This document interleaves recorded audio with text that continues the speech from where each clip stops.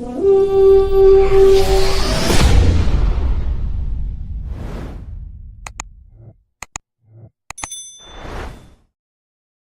up, everybody, man? Thank you for tuning in to this live stream directly after the Viking game. I mean, you can hear in my voice that a little disappointment in my voice. It's not a disappointment that the Vikings won this game, but we're gonna dive into it. McCarthy is hurt again, and I know the injury concerns was a concern going into this game and was all concerns this whole season, but now we really have to come up with a solution going forward. And hey, it is what it is. What up, Zoe? How you feeling, man? What's the deal? What up, though, Lefty? Man, it just damn, man. Like this quarterback, bro, he cannot give us 3 or 4 games in a row without an elbow, an ankle, a head. It's always something when this quarterback take a hit. Yeah, like damn, he wasn't this. He ain't never got college. Right, man. It's an issue, bro. It's an issue. I mean, everybody in the chat, what up, Lefty? How you doing, man? Yeah, it's an issue. Like, I'm not gonna sugarcoat the situation. It's a concern. I think like the Vikings going into the offseason, the highest concern they need to do is solidify the backup quarterback position. Now, I'm not saying I'm ready to like move on from McCarthy because I've seen quarterbacks who don't get injured in college come to the NFL and go through situations like this. But at the same time, as an organization, you have to protect what's going on. You feel me? Like you got to protect the shit. So biggest priority in the offseason is finding you a backup quarterback that you can come in here and actually play. Because if McCarthy gets hurt again and we don't know the severity of this injury, I'm thinking the shit looks broken. Hopefully it's sprained and he can, actually play. But this is the thing though. We on a short week, right? We don't play on Sunday next week. We play on Thursday. So if he not getting no practice in or whatever, we probably gonna see Max Brosmer on Thursday. Oh, so, hell no. It's a sad situation, man. It's a sad situation. I'm not, and I'm gonna keep saying it, man. I'm not ready to throw him away just yet, but it's close. It's close, man. It's close. He can't stay healthy, man. Like the best ability is availability. So if he can't stay healthy, then I don't know what to say at this point, man. Like, I tell you what, man, this offseason, bro, he need to be on the strict diet. Nothing but red meat. He don't need shit but red meat, bro, and hit the weight room. Because he seemed like he a little too frail for the NFL, man. Yeah. Every time he get hit, he get hurt. Hey, you know what, Cody? I got a thought about this situation right here. Like, I really didn't want to say blame KOC in this situation right now. But if you really think about it, though, what happened last year against the Rams? Same scenario where you should just kneel it and go into the half, with whatever lead you got. And guess who's not playing left tackle for the rest of the season this year? Christian Darrisaw. He got hurt on some similar shit. So I just don't want to say that right now. Like I give a little grace, but at the end of the day, this the NFL. You got to be able to absorb a hit and keep on going. So, like, this it is. Yeah, man. It's just like we can't even talk the shit we want to talk about how bad Jackson Dart was compared to JJ. JJ got hurt once again. Yeah, because we got bigger issues, man. Yeah. Yep, Darrisaw got hurt on that same situation, man. Yeah, Bears all day. Okay, Bears all day. Great shit. Good, Bears all day. We ain't giving you no hate against the Bears right now. That's cool. We talking about our own shit right now, man. Like for real. We ain't on that right now, bro. We gonna say what we saying, but it is what it is, man. So okay, I haven't seen this person. You seen this person before, Zoe? If you're new to the channel, man, both channels, on here, like and subscribe. We much, we all appreciate it. I mean, the chat seems like it's going big right now. Everyone in the chat talk Eagles champs. Okay, we cool. You mad your team suck? No, I'm not mad my team suck. Your I team suck. just got different shit. I'm on some other shit right now. So let's get to Cody. What he say? Yep. O'Neal missed the block. Okay. So let's break it down. So play, right?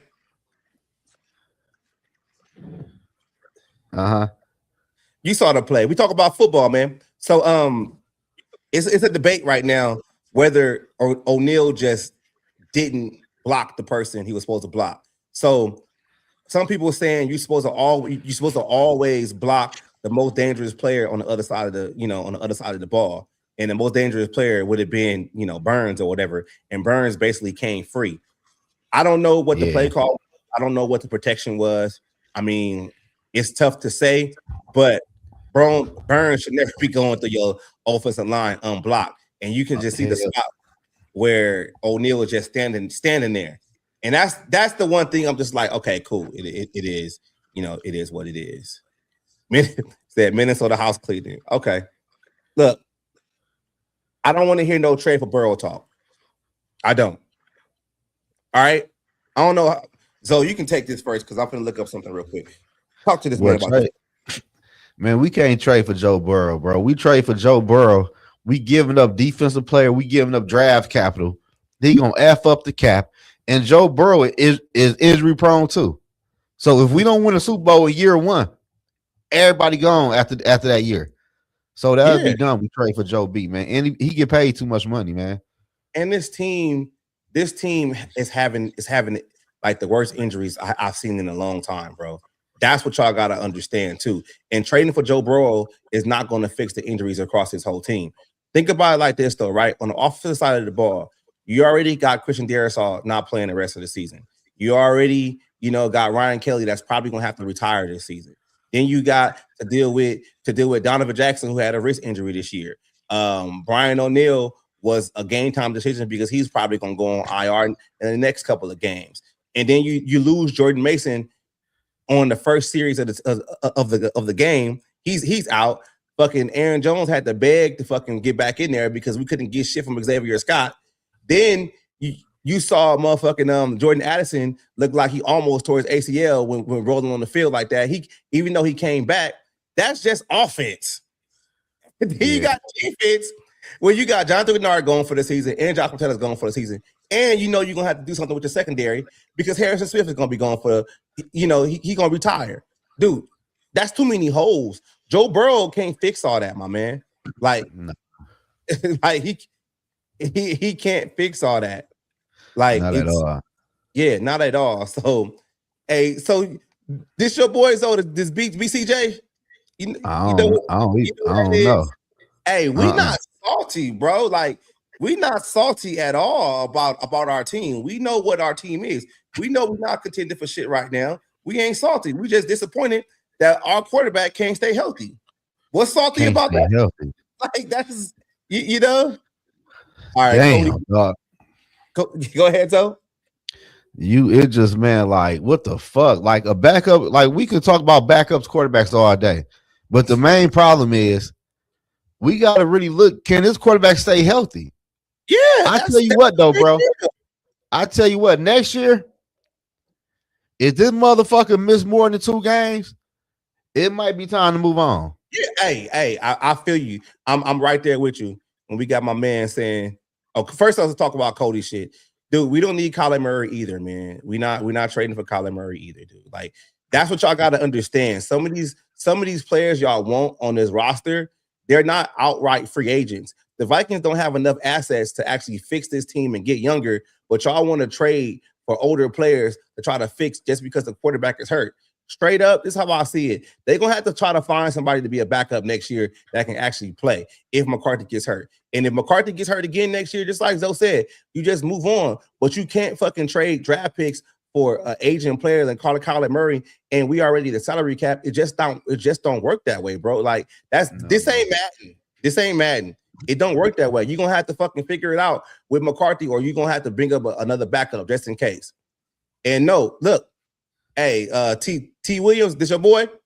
I don't know that, man. I don't be on, man. No. Okay, we got new people in the chat. That's what's up. Yeah. All new people in the chat, please like and subscribe to the podcast. We appreciate it. But yeah, we on this panel right here, we don't want Joe Burrow because we know it's more problems with Joe that we got on this roster. We know that. And if you're a football fan, what is Joe Burrow's problems right now? One, he always hurt. Two, his offensive line is always hurt and they can't block. He got 2 good receivers, okay running game, and that's it. His defense is suspect. Now, if he came to Minnesota on the offensive side, it's gonna be the same shit. Fucking offensive line always hurt, can't block, right? He hurt, 2 good receivers and an okay running game. Now the defense might get better, but you don't know what that defense gonna look like next year. So you might be in the same situation that Brian Flores leave and can't keep the team together while playing good defense. So it's the same shit. Hey, I tell you what though, I like what Alfred said. Where Alfred said, he said, man, I'm not gonna lie to you, man. It's time we might have to draft a quarterback in this upcoming draft. I'm with it. 3rd round, do one.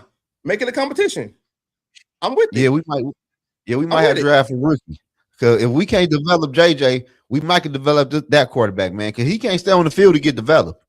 Yeah. Hey. At this point, with all these injuries, I wouldn't spend the 1st round on it. I'll do a 3rd to maybe like a guy that can come in and figure some stuff out. Like I'm with that shit. Like at this point, yeah.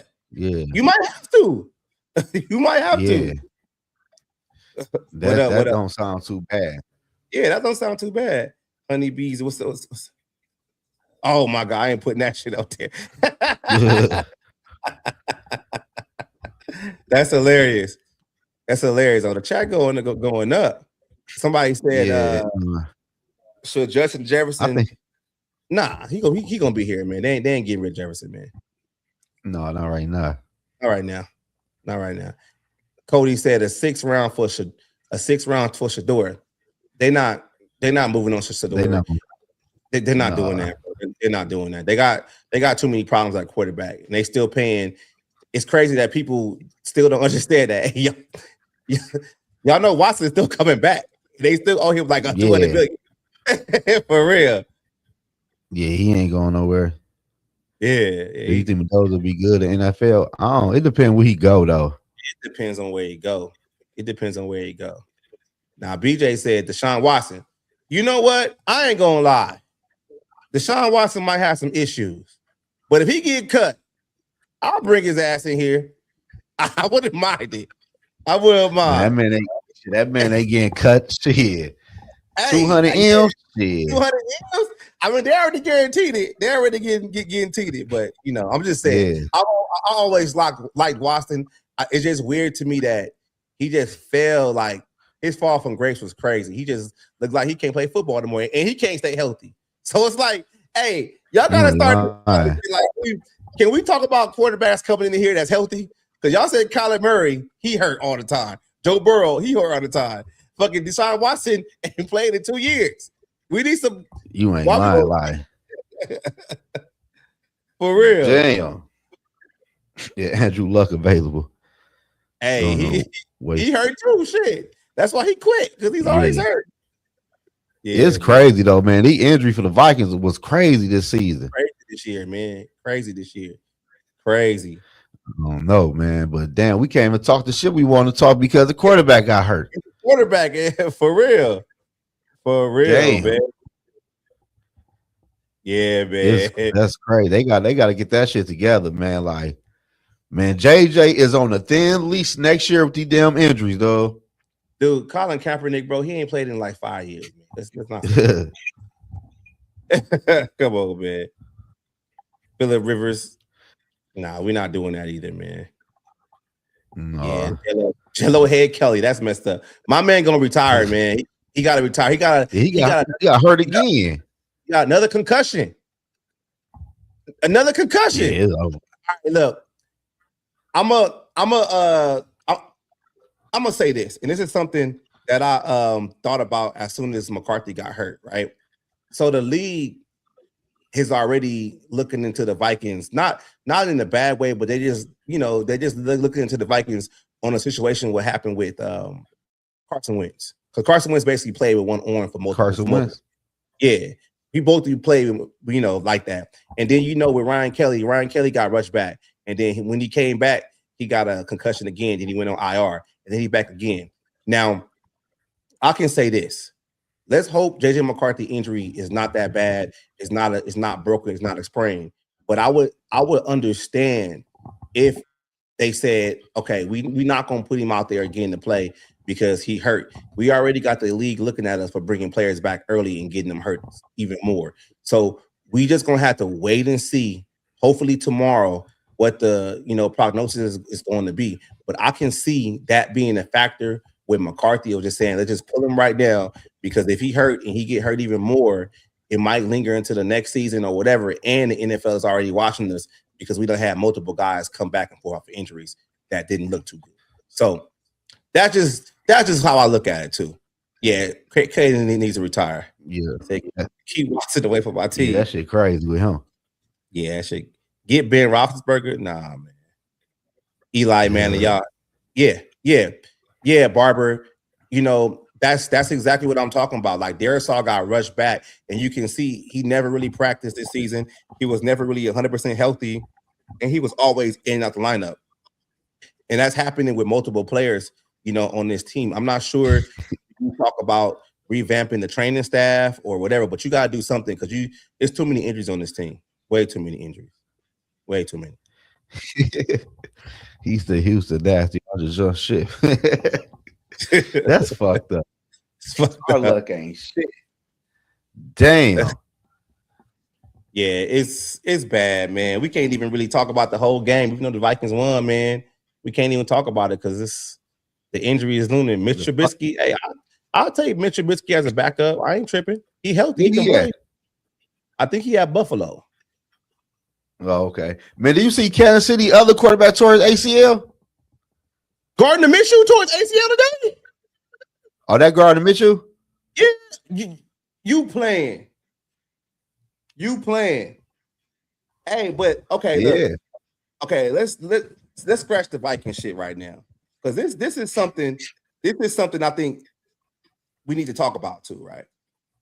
Do you think the NFL has injury problems? Hell, fuck it. It was Minshew. That's his name. That's crazy. Hey, did you hear about Quinshon Judkins, though? The running back broke his leg today. I ain't see that. Yeah, broke his leg today. Yeah. Damn, people getting fucked up in the NFL this year, though. Hey, I don't know what it is. I was talking to somebody on X about this shit, but I don't know what it is or why these players keep getting hurt so much this year. But this season has been plagued with injuries. Like just think about like just in general the New York shit, right? Scatterboo got hurt. He had his fucking ankle dislocated, done, and Malik Neighbors tore 2 ligaments in his knee. That's just New York. You look at us. You got too many players getting hurt now in the league. In the league, you can't push 18 games with this shit now when people getting hurt like that. I don't know if you got to go back to grass, but it's something. It's something they got to figure it out. Yeah, they getting fucked up. Like Tyreek Hill, shit. Tyreek Hill, yeah, he tore his shit up too. Like it's a physical sport. What do you? Yeah, I feel you on that one though. But damn, nah, we never seen it like this before. We never like dudes are not just getting injured; they being put out for the whole year. We ain't talking about like that. They getting put out for a whole year. That shit is crazy. Broski Bear, these guys are bigger, strong, faster, quicker, more athletic, and they play on the. Yeah, I feel you. Then you go back. Yeah. Go back to grass, and then you go back to grass. And I think grass is more expensive because you gotta maintain it, you gotta grow it, you gotta do everything like that. But so they make enough. Yeah, they make enough. They can afford it, man. They can afford it. Yep, the turf is an issue. Hey, for real. I'm starting to think that, man. I'm really starting to think that. Yeah, that's crazy, man. Damn. Yeah, I feel like you. Yeah. I feel like that, Barbara. We lost today, man. Like shit ain't good, man. Too many damn injuries. Right. This motherfucker get hurt every other week. He getting hurt, man. Week, man. I don't know, man. Like, yep. Lamb came back after a concussion. Fire Kelsey, see the old line coach, the field like Boise. Yeah, but I don't know, man. I don't know, man. We can't. It's just tough, man. We normally get on here and talk about break down the game, talk about some other shit, man. But we've been stuck on injuries for the past 20 minutes, man, because that's a big issue, man. That's a big issue. What other questions y'all got in the chat, man? Let us know, man. Doesn't help. And the crazy part is, bro, I do not want to see Max Brosmer on Christmas night. Hey, I thought about what's his name, Reamer. I thought about that too, because what I noticed when I'm watching a lot of players that have the Guardian cap, especially like receivers or whatever, them motherfuckers be leading with their helmet a whole lot more because they got the extra coverage. Like especially the cats over there in Green Bay, they got like 3 dudes that have Guardian caps, and as soon as they get hit, they be like, like, dude, Yeah. you got extra protection. I don't. Like, it's something, man. Nah, I don't think NFL players are soft, man. It's something going on, man. It's something going on. Everybody fucking hurt. JJ need to drink some more. You ain't lying. That motherfucker's so frail now. I don't know what happened to my boy. Yeah, he said playing with it. Oh yeah, Lug got hurt. Lug got hurt last night. Got hurt last night. Damn, it's crazy. The NFL can't go 18 games, man. No, NFL can't. They're gonna have to go back to 16. They're gonna have to go back to 16. Okay, if your shit is broke too, how would you feel? This shit might be the way he reacted. Shit. Well, it shit might be broke, man. Like, let's just be real, man. I don't call players soft and shit, man. I'd rather play that other quarterback than Max Brosman. Shit. Yeah, man. I ain't nobody trying to see Max on motherfucking Christmas night. No, he wasn't like that in Michigan. That's why the shit's so crazy to me.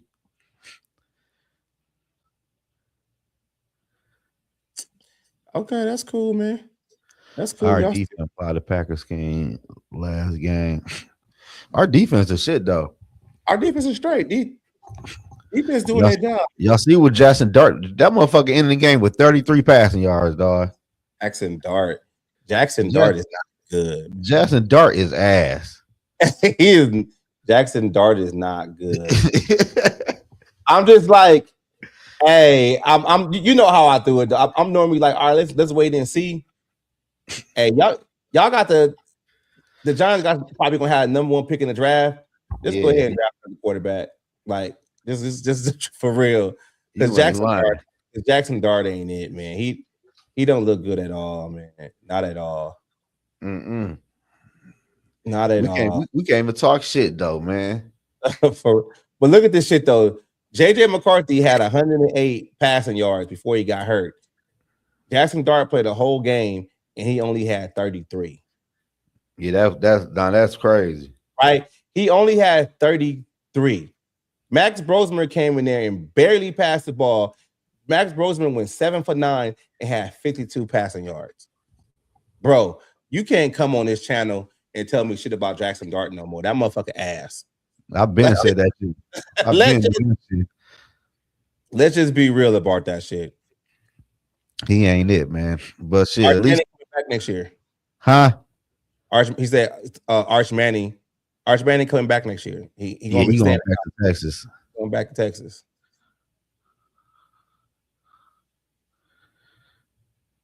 You could say that, but shit, ass is ass, bro. Okay, broski, bro. I'm gonna ask you this though. How would you like? Let's say his shit is broke. You expect him to go out there and play on a broken throwing hand? Let's just be real. Like, if it's broke, like you don't know what it is yet. That's kind of wild, man. That's kind of wild. He do remind me of Christian Ponder, though. Yeah. He was playing dope, though, bro. He was playing good. He was checking the ball down the field. He was playing good. No, I'm talking about Dart. Oh, no, Dart worse than fucking Christian Ponder, man. That motherfucker Christian Ponder 2.0. Nah, man. It's that motherfucker. Y'all shouldn't have kept motherfucker David with Tommy DeVito if they was gonna fucking. You ain't lying. I'll tell you, I don't see shit out that quarterback, man. Hey, but you know what's crazy about the situation though? And this is why, like, when you got head coaches and the whole coaching staff that's on a hot seat, you cannot allow them to go out there and reach and do things to save their fucking job. Because Dable knew his ass was gonna get fired. Y'all shouldn't have told Dable, I don't care what the fuck you do in the draft, you're not drafting a quarterback to save your job. Especially in the fucking first round. You know, like, and now TP, man. TP, hey, TP, you know what it is, man? I'm gonna drop the link. I'm gonna drop the link in the chat for TP, man. Because it's trash. I've been telling TP all season, man. I'm dropping the link for you, man. This for you, TP. We can't wait till Monday, bro. Get your ass on here, man. Nah, we can't wait. Get your ass on the 33-yard ass. Get your 33-yard ass. Hey, get your ass on here, TP. You got some explaining to do. For real, man. For real, man. I watched the game. Hey, TP, we calling you out, bro. Bring your ass on this fucking platform, man. Your 33-yard having ass on this platform, man. Fucking 7 for 13 ass. Man. Like I don't want to hear about drop passes. Receiver drop passes all game. The fuck? Talking about dark is better than man, we not doing that shit no more. TP, no. The chat, look at the chat. The link is there, man. The link is there, man. Hey, my man said he gonna come on here and have 33 excuses. That motherfucker is hot garbage. Oh, he go. Ooh, they go TP. He's mad. I can tell about that look on his face. Before I put him on, we ain't gonna say nothing. We just want to hear the 33 excuses.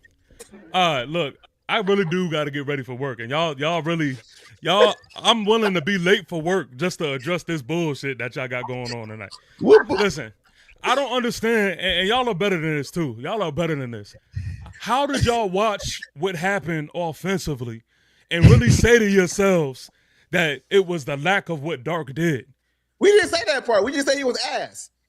But he couldn't do nothing. If JJ was on that side of the ball, what would JJ have done so much better? He probably would have got hurt. So what the fuck are we talking about? I knew. Now, you know what pisses me off? Because it's Giant fans too that's gonna take from this game and just get on Dark. Forget the fact that Brian Flores had fucking whipped Mike Kafka's ass. Like, true. Brian Flores could have kicked his feet up and sat in the lounge seat and just with a cigar and coached this game. It was an ass whooping schematically too, but nobody. How many shots did they show on a replay on down the field where nobody was open? Nobody home, man. When Andrew Thomas went down, this offensive line went back to his old ways, and it was looking like ass. What do you want Dart to do? He can't do shit. Do something. What is it? Okay, so cool. I'm glad you're talking shit, Zoe. I'm glad you're talking shit, Zoe. Because look, don't ever talk about my quarterback as injury prone. Nah, I don't ever want to hear that shit no more. We can't say that no more. We can't say that no more. We can't say that. Because JJ McCarthy's ass, we went to go hunt. And Brian Burns lit his ass up. My boy TB in here, man. What's up? Bro, I had to, man, but still though, I look at it like this though. Why they didn't allow Dart to pass no more than 13 times, man? Kafka is a bitch. Like, yo, this man tucked his tail. He seen Brian Flores and he just got shook. He got shook. And you know what? I give you that though. TP. I give you that. Kafka was a double agent because he used to play for us back in the day. And he was like, shit, Minnesota, I'm about to call the worst game possible. Fuck it. I'm going to do it for my whole team. We're going to run the ball 100 times. Like, this shit was terrible. That shit was terrible. Running the ball. Even got to the point that where you in the fourth quarter and you trying to get some points on the board. And we just ran it out. And I'm like, yo, and I'm going to save it till tomorrow. I'm going to save it till tomorrow because I know I got more that I want to say. But I want to say this because I'm not just I come from, me and D Woods come from the same cloth. I'm not just going to come here and just talk Giant shit. Right, there was a lot of shit that happened that wasn't because our defense was so good. Right. Hold on. I'm not coming for that cloth. Hold on. I gotta make one comment though. So when you want to, you be on bullshit sometimes. I gotta make one comment. Go ahead, comment. It's about Brian Flores. he was auditioning today for that Giants head coaching job. That might be y'all coach next year. I said this because I did a play-by-play live stream. Right. Brian Flores, every time he is lined up against the New York Football Giants, he is making sure everybody knows and understands that he is trying to put belt their ass. Yeah. Now, as far as he could control it, he did just that. If you know the whole thing about the lawsuit and shit like that, I mean, the Giants is included too because fucking what's his name sent the wrong text to the wrong Brian. Oh, that's right. Yes. Table. Yes. I forgot all about that. That's right. I don't blame him, not one bit. I don't blame him. You know, he sent the wrong text, and that's what the whole shit is about. And actually, how I look at it too, the NFL could make it right by bringing Brian Flores in, telling the Giants like, "Yo, just give him a shot. Y'all the ones that fucked up. Y'all let Belichick go in there and send the wrong text. Y'all shouldn't have checked him, and we shouldn't have fined him. But go ahead and let Flores take this head coaching job, which y'all shouldn't have did in the first place." And, exactly. And we're gonna say, what's what. But that's if you know the shit. The Giants is included in full circle on all that shit. Hell yeah. Belichick sent the wrong text like a dumbass, and we should have known Belichick had problems then because he couldn't text the wrong person. I don't know why. He probably was drinking. Man, look, if it's up to me, if we was he was like, babe, what Brian is it? Girl, that's Brian Dable, not Flores. Fuck. That's what happened. His little girlfriend forgot. Hey, if it was up to me, if they said Brian Flores got the new head coaching job for the New York Football Giants, I lie to you not, I'm satisfied.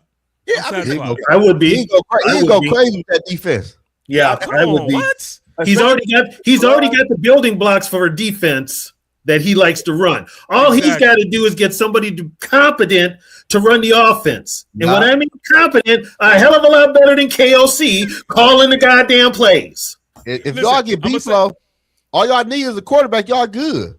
See, that's what I'm talking about. See, this is what I'm talking about. See, look. Hey, look. I'm gonna say this though. I'm gonna say this. I'm not gonna come up here, rant and rave, and act like our defense was just like awesome. And I'm not gonna shit on McCarthy. I don't think he did anything that was like wow, but I'm not gonna knock it because he did his job. He did exactly what he was supposed to do. And to be honest, he did his job. Yeah, it got hurt. To be honest, and you know why he got hurt? Because KOC's dumbass, he can't help himself. He is successful with the run, but he's got to throw a 30-yard pass downfield for no apparent reason. He will not run the football. Listen, to be honest, I felt he did a pretty good job at running the ball. He did fine. Yeah, because he got his quarterback hurt. Well, even before then, I seen no reason for him not to put the ball in the air when he did, when everything was there. The receivers was just dropping the ball. Yeah. Dropping everything. Yeah, but you know what? I'd rather go into halftime with a 10-point lead. Me too.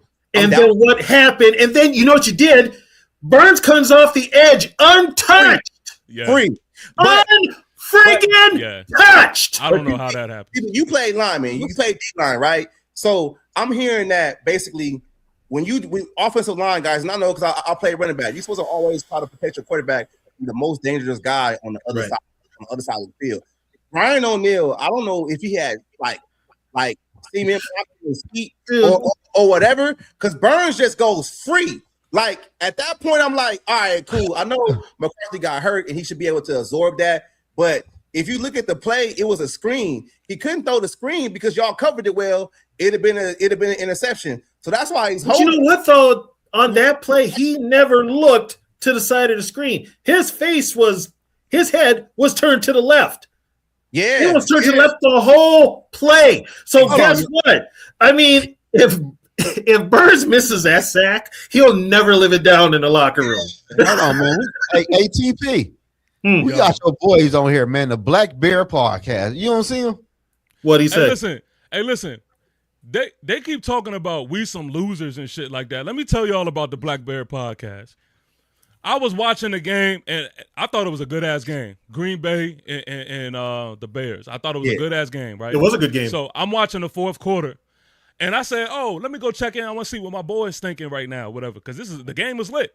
Mm-hmm. I go in, check in the live stream, and they looking like they fucking dogs just died. I'm like, hey, if y'all don't toughen the fuck up in this live stream. What y'all got going on?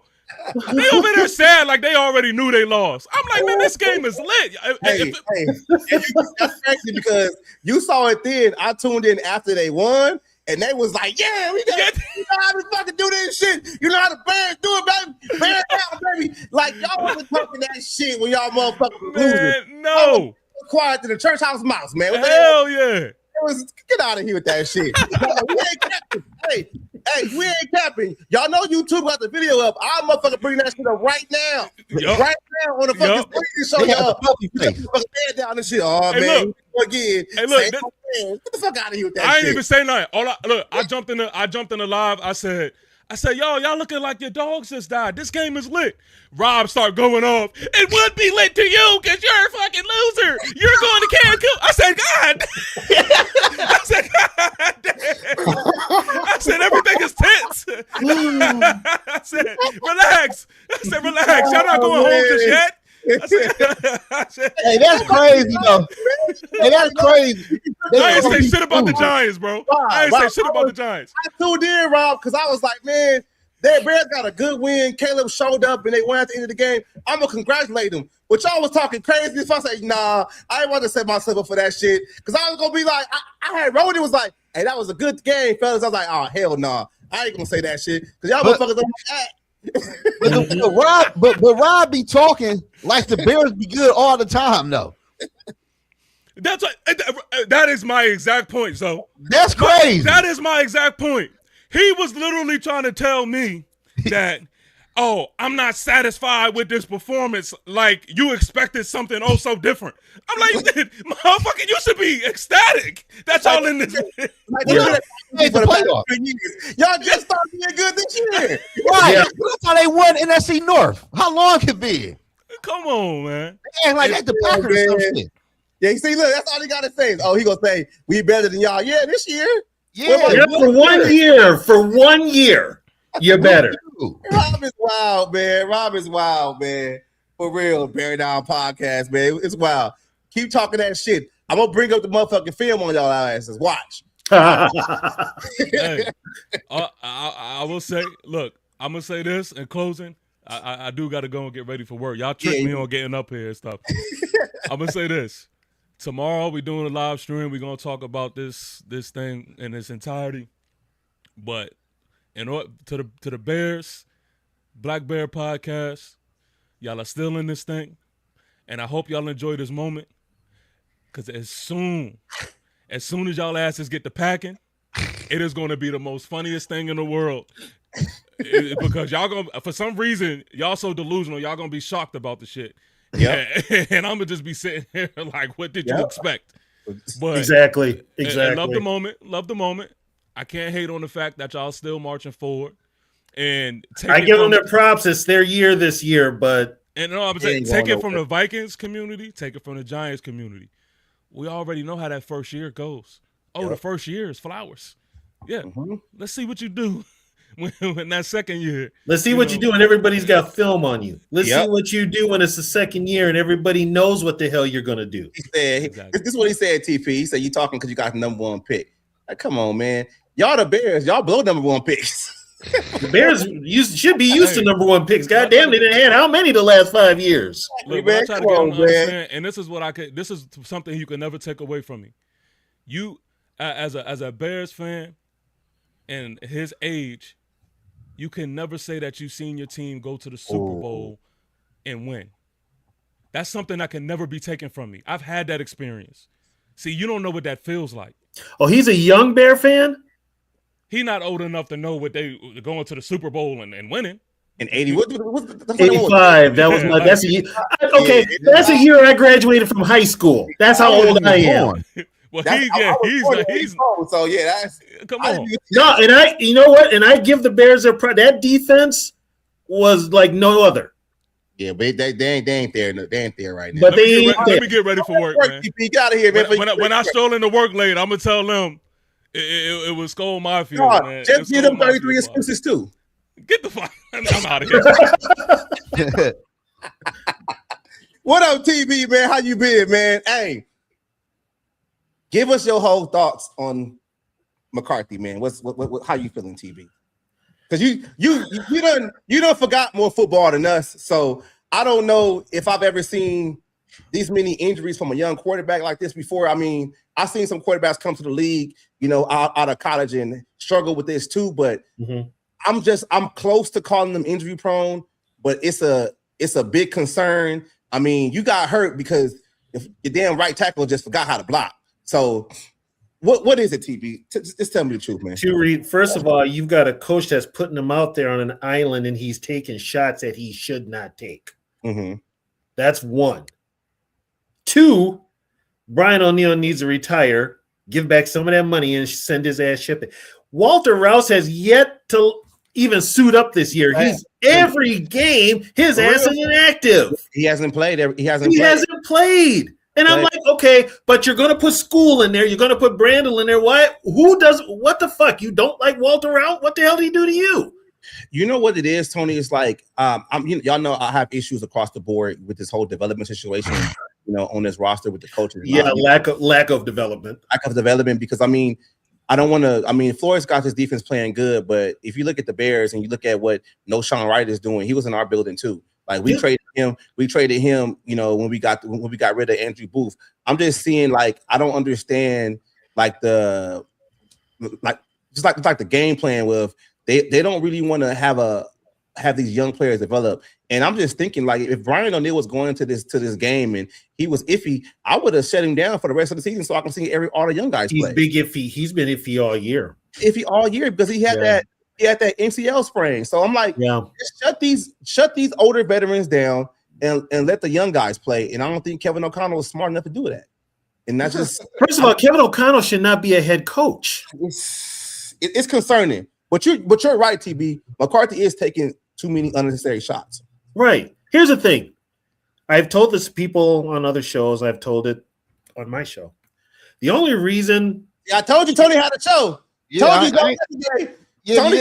your show called? Man, look at him. He got a sneaky show out there. I've told him yesterday and shit, and he was all serious and shit. I was like, look at my boy TB up there with his new show. Look at him. He had no show. Hiding that shit from us. Come on, TB. Go ahead. I do a show with a friend of mine, Eric Peterson. It's called the official Purple Skull Squad show for Minnesota Viking fans. It's on YouTube. That's TB show, y'all. If you find it, I'm gonna go find the link so I can put it in the chat because that's TB show. Go ahead, TB. But I mean, here's my thing. The only reason KLC took this gig, he wanted to call plays. That was the biggest one. Other than that, he was going to put people around him to field the team. Because put it this way, who the fuck hires, excuse my language, who hires assistant coaches before you hire the head coach? That never happens. That never happens. And now here's another thing too. This is where everybody needs to start asking questions about how soft this team is. You got two coaches in the AFC now that are knocking heads and taking names. One is DeMeco Ryans. The other one is Jim Harbaugh. Harbaugh was in the building and they didn't hire him. DeMeco said, no, you're going to give the gig to KOC anyway, so I'm not even going to interview. Yep, he withdrew. He withdrew. Him and Raheem Morris did too. Yep. So, you know what? This is karma for the front office. This is what they wanted. And Tony, like this team barely practices too. So that's another thing. Their body is not developing like they're not in game shape. They're in game shape. They're not in game shape. I remember hearing reports about the game against the Chargers. Even though it was a short week, they didn't even practice. They just did walkthroughs. So you can and what's funny though, KLC, his mindset, he's soft. You should have knew. You're going up against a guy, you took his job. He's gonna knock your dick in the dirt. He's gonna prove a point that you should have hired him. What up, man? Yeah. Going on, y'all. What's up, TB? What's up, What's up, Z? But I mean, what up, no doubt. You're now winning 3 meaningless games, which JJ looked good in the last 2. I'll give him credit. But KLC can't help himself. He went right back to play calling today that he had earlier in the year. Earlier in the season. Yep. Yeah. You start the game with You start the game with a drop back that almost got intercepted. Yeah. That was the first play of the game. Like, what the fuck? I know. What up, Dale? What's up? What you got, man? What you got for us, man? Yo, I'm just checking in, really. I'm just vibing with y'all, man. You know Okay. I'm gonna tell y'all this though, man. I don't know how y'all feel or not though, but next year JJ McCarthy is on a short fucking leash with these fucking injuries. You know who needs to be on a shorter leash is KLC. He still might get fired. Hey, you know what this? And why I'm saying he still might get fired, because y'all know I'm gonna look at different shit a little bit differently. If Kevin O'Connell brings his punk ass on a press conference and he says anything to the detriment of, oh, McCarthy didn't do this or McCarthy didn't do that, and that's how he got hurt, that's him throwing McCarthy under the bus again. You know what? I got to bring up something. Did any of you guys see the altercation on the sideline between JJ and KLC? When he ignored him? Today. Yes. Yeah. You saw that? You saw when he ignored KLC, right? He ignored him. He blew him off. Yeah, I seen that. What yes. happened? He blew him up. I've told people, and this is a history lesson, Zoe, so you might want to sit this one out. This has the same dynamic as Norm Van Brocklin and Fran Tarkenton right now, where they did not get along and they did not see eye to eye. Okay. And right now, I can see that with KLC's got the way he wants his quarterback to play, and JJ's like, I'm playing my brand of quarterback. Mm-hmm. Well, I can't say this. JJ don't have no broken hand or anything. It just came out. What is broken? No. So, okay, if it's not broken, then Kevin O'Connell pulled his ass early. Kevin pulled his ass early. Yep. So now you got 4 days rest. Yep. And you're playing the Lions. And it goes back to what I was telling you earlier, though, Zoe. The league is looking at the Vikings on this injury shit. You rush Darisaw back. You rush Darisaw back, and he continues got hurt. You basically let Carson Wentz play it on one arm because the motherfucker had a broken socket. His arm was just hanging on ligaments. He couldn't play. So what probably happened was this. The trainer was probably like, he can play. It's going to be painful, but it's going to affect it. And O'Connell was probably like, no, let's not do it because it's going to be another issue down the line. Let's just whatever. Because if y'all know, Aaron Jones wasn't supposed to come back. He only came back because Mason got hurt too, and they couldn't get shit out of Xavier Scott. So Xavier only touched the ball twice. Who we talking about here? Who we talking? Hey, it go back to my shit though that I keep telling people. Aaron Jones came from Matt LaFleur, so Kevin O'Connell want him out there because he know the offense better than anybody else. Because you know what, D Woods, he gonna get him killed. He gonna get these guys killed. I'm telling you, like. JJ was like, oh, that shit's painful. And when he went to the locker room, early before the half even started so they can work on this shit early. Kevin O'Connell went back there and was like, nah, we're not going to play him. Fuck it. League is looking at us already. We're not going to do that shit. That's exactly well, you know what, though? They're going to have to answer for the whole Carson Wentz thing. They're going to have to. Yeah, they're going to. You know. But here's another thing, too. Him getting fired. But here's another thing, too. And this, if you're a player, especially an NFL player, you're going to want to play whether you're hurt or not. A limb's got to literally be falling off. Yep. But with Wentz, I think that limb was falling off. And he still wanted to play. But you know what? That's where KLC has to step in as a head coach and be like, no. No, McCarthy's hand's not broke. They say it's just probably a sprain or something. But you, as a head coach, right? And even when you coach in Little League or however, whatever way you coaching that, you have to be able to protect the players from themselves. Players are not going to always check themselves out the game unless they physically can't fucking walk out there. So, by the way, D Woods, can I say something here to Cody? That whole him doing the gritty, they need to let that shit go. Yes, that is stupid. And Paul Allen, that motherfucker, I hate that motherfucker with a passion. So he can just shut the fuck up. Nobody in the Twin Cities likes his ass. Nobody. Yeah, That's true. He ain't. Yeah, nobody. Paul Allen's he's had this Viking gig for 20 years, basically because he basically is sucking. I ain't gonna say it, but don't say it. But Okay.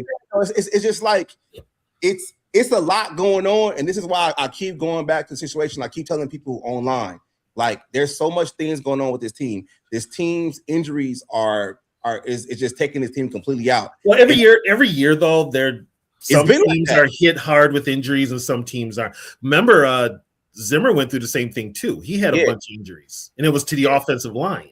Yeah, I even to himself, TB, when he got his eye fucked up. Oh, you mean that botched fight in the locker room in Chicago? Bro, it was just fucked up, man. It's not a good look, man. Not a good look. Oh man, I liked it. I liked Zimmer going out there with the eye patch. I was like, look, my coach tougher than yours. He out there coaching with the eye patch. But here's the funny part, though. He was throwing punches that didn't land. It don't matter. It don't matter. He had a fight and he still went out there and played. Yo, I got some beef though. Like, okay, so right before half, right? We get the ball, right? 54 seconds, one timeout left, right? We run the ball, which I don't mind, right? I don't mind that, I really don't, right? But then everybody's looking around like, what the fuck do we do now? And excuse my language. And then we don't even snap the ball until like 27 seconds on the clock. So we run the ball once and it takes us like 25 seconds to run another play, even though we have a timeout in our back pocket. Like, what are we doing here? You know what? Look, remember when Kirk what I'm saying though? Here? Like, what? When Kirk Cousins was here, he did the same thing. It takes KLC too long to get the play in. Yeah, that's the biggest problem. No, but TB on the sidelines, like they should have at least talked about like, okay, we're going to run tempo here. Everybody just rush up to the line. We're going to run it the first play. So everybody run up and get set right away. You know what I'm saying? There wasn't none of that, bro. But I'm telling you, there wasn't. They didn't know if they were supposed to huddle or go up to the fucking line and run tempo. But guess what? Who does that fall on? Exactly, TB. That's what I'm saying, man. I got beef, man. I was like, fire this motherfucker. He got to go, man. Yeah, to this person's point, we're not evaluating a player's pain threshold. We'll never say that because we don't know what these players are dealing with. We're just saying, it's the thing is though, when it comes to it's football. First of all, you're going to get hurt. You're going to get hurt. You're going to get hurt. It's the unwanted stuff. When you exasperated with how JJ's been getting hurt, and this is just JJ getting the shit beat out of him. You can't. I mean, you get hit by a 260-pound lineman who's running full speed. He's going to knock your, in the dirt. But for JJ, he's coming off an injury, which he probably had in college. And he doesn't play a whole year. And then here's another thing. He doesn't take any reps in training camp and preseason games. Yep. That's the biggest one. Yeah. That's the biggest one. And that falls on KLC. He doesn't let his starters play in the preseason. So when game day rolls around in the regular season, these guys ain't game ready. They don't practice. Don't practice. Now, this guy right here, T.Y. Eagles, 33 passing yards for Jackson Dart. Jackson Dart got outplayed by both our quarterbacks. You know what his net was, dude? His net was 13. Yeah, like come on here.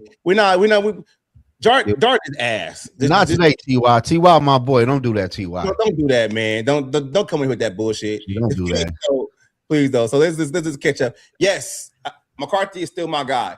But I'm still rolling with McCarthy. But the highest priority in the offseason, go get you a viable backup quarterback. Okay? Go spend some money and get you a real backup quarterback just in case. All right. Now here's my question for you guys. If you're a backup quarterback, and now there's talk all over the league about KLC, and you're a quarterback, do you want to come up here? Hell yeah, you're gonna play. Shit. Probably not. No, he's spinning it different because it's talk about KLC not knowing what the fuck you're doing. Why would you come here and you're gonna be stuck? Let's just get Kirk back. Fuck it, man. Kirk never really got hurt. Dude, the way Kirk's playing right now in Arizona, hell no. Hell no. They said Atlanta bringing them back. I knew y'all was gonna say that. and then so Nine's first 7 passes, right? 3 of them were drops. 1 got dropped and then picked. Like he should have been like 6 out of 7 for like 90 yards and a touchdown to start the game. Like Jordan Addison, you know what? dropped the touchdown pass. Yeah, Jordan Addison drops a touchdown. Jalen Naylor tipped 2 passes for interceptions. One of them was a TD, but they brought it back because he was offsides. What I'm saying though is that JJ, how do you come out of this game and say that JJ McCarthy is not good? That's like what I'm saying. Like he was playing good, bro. He was playing good. He was playing good. It just injury, man. The injury set us back, and we just got to be honest about that. Like when we first got on here, we did a whole lot of talking about just the injuries. We haven't even talked about the game because it's the injuries that's the issue right now. Okay, man. D Woods, that game ain't much to talk about. It ain't. I mean, if put it this way, we remember the Raider game, right? Yeah. This motherfucker was maybe one step below it or maybe right with it. They need to be paying us for watching both those games. We need financial compensation. That's all I got to say. This guy from Go Pack Go all day says that's my guy though. Yeah, every team does have injuries. It's how the team navigates injuries and who they have in the wings ready to take over. Right. And that's why I wanted to see the young guys, play. I wanted to see the older guys with injuries get shut down for the rest of the season so we can see Walter Rice play. But now fucking Brian O'Neill got McCarthy hurt again. So that's the only reason I can think of that they keep O'Neill out there is because they want their money's worth. Yeah. And O'Neill might be pushing it too if he has any kind of incentives, starts in his contract so he can kind of get some escalators. That could be. I'm sorry, I'm not playing his ass. He looks like shit. Yeah. So do you move on for him next year? Yes. Yes. Yes. You trade him? Yep. Or get what you can out of him. Here's what's going to happen. They're going to ask him to take a pay cut. He probably won't do it. If he does it, I'd be shocked.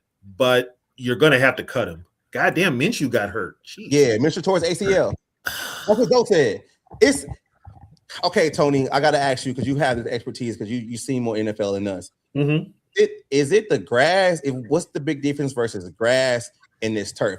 Is turf getting these guys hurt? Are their cleats getting stuck in the turf and then when they turn, they get hit and they rip these ligaments? Like, what is it? You know what I think it is now, honestly? We talked about it before. These guys aren't game ready. They're not okay. Yep, TB, exactly. I agree with you. They're not game ready. It's like, and back in the day, they used to training camp lasted 45 days. Damn near 2 months. Right? 2 days and they were 2 a days and they were hitting. What changed that was Corey Stringer passing. Yeah. So now it's basically you have no contact. The NFL's got it to where, okay, you can only hit on these days. The rest of the days you're in shorts and all this other stuff. But guess what? When it comes time to play, and then these starters don't play. So by week 1, they're just getting there, ready for a game. And guess what? Their body's not used to it.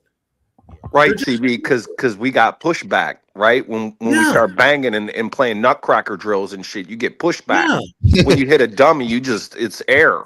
You don't get that pushback. Yeah, even in high school, you were running an Oklahoma drill day 1. Hey, that drill right there, that was a dangerous ass drill. Hey, I ain't gonna lie to you. Separate the men from the boys real quick. Yep. The Oklahoma drill was you knew this motherfucker was gonna stay on the team, and this one was gonna say, "I'm done." Yeah. You knew then. You knew then. You had a motherfucker talking shit in practice the whole time. Oklahoma drill, I'm gonna light that ass up. Yep. Yeah. Yep. For years the Vikings were notorious for having the shortest training camps because Bud Grant hated training camp. But as time went on, it's like the real the training camps were still hard, but then Corey died, changed everything. Yeah, you're right about that though, Shaq. Yeah, so now it's these guys just ain't in game shape, especially linemen. You're hitting every play.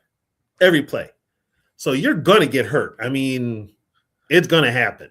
I just think with the practices, if you really think about, just like you guys said, they don't hit, they don't practice like they used to. They're not putting that callus on their body to be used to absorbing the contact. And when they go out there, it's like getting hit for the first time because they might have had not, been tested all week.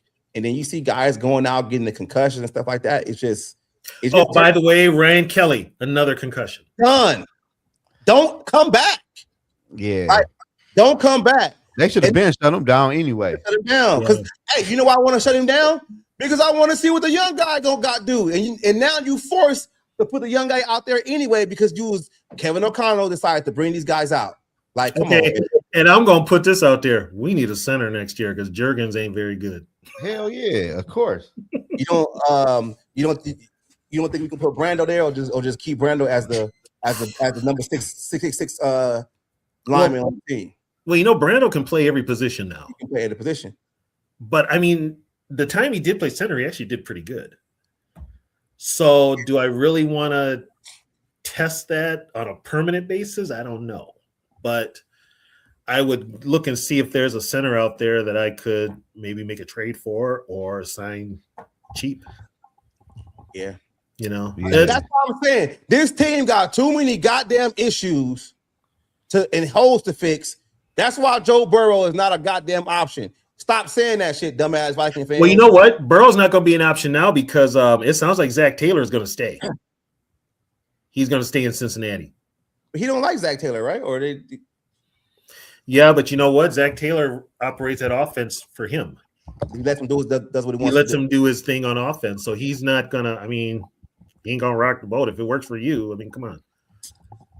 Joe Burrow is overrated. Kirk Cousins, in my opinion. Yeah, it's that way. And he's injury prone. Hey, overrated Kirk Cousins. I'm gonna break it down because if you go back to when the Vikings signed Kirk Cousins has some of the most yards with Washington, a gang of yards and a lot of empty stats. No playoff wins. If you take out the one playoff appearance that Joe Burrow had for the Super Bowl, he's either hurt or his team is ass. And if y'all want to sit here and want to trade for Joe Burrow, you're basically trading for overrated Kirk Cousins. That's a good question. Jackson played left tackle in college. Nah, Cuban at guard. But he could play. He's a hell of a guard. So Cuban at guard. Unless it gets really bad, maybe slide him up. He could probably play left tackle.